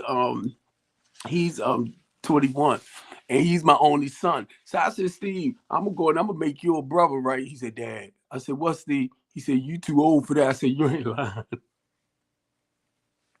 I thought I was gonna have patience. Hey Matt, I thought I was gonna have patience to, take care of my grandbaby, like change her pampers and do this and do that. I'm like, you smell like you poop. I got you, April. I'm telling you. But look, see the good part about being a grandparent. That's your child. You do. I ain't gotta change pampers. I ain't gotta do this. I'll feed and do all that good stuff, right? But I ain't trying to be smart, y'all. I'm just saying, as a parent, I'm so used to changing now. I mean, they females, so you watching the little boopy boop boop, and you gotta make sure you wipe them right and do this and do that. I'm like, no, this your baby. I just knew when she was born, I was gonna be ready for all of that, Matt. When she was born, I was like, She started crying. I'd be like, here, take her. I just knew I was gonna have patience, April. I'm like, So I'm only saying that, y'all, because I realized I was getting old. And we ain't got I don't know about some of y'all now. Have that patience and tolerance, for the grandkids and stuff like that. Like that, mainly when you don't have to actually put up with them like that. You can always give them back. Come and get your baby. She ain't here crying. But yeah, and what I said, and I'm gonna say this because I definitely gotta go make sure the water don't drain out, because I'm gonna make me some chicken with what's that, fettuccine, the noodles. I'm gonna just cut it up in there, right? But anyway, let me finish this. My oldest is 35. Now, why she got mad at her father, I don't know. But look, I'm gonna end this right here on TikTok because on my restream, because I gotta definitely go upstairs and check this stuff.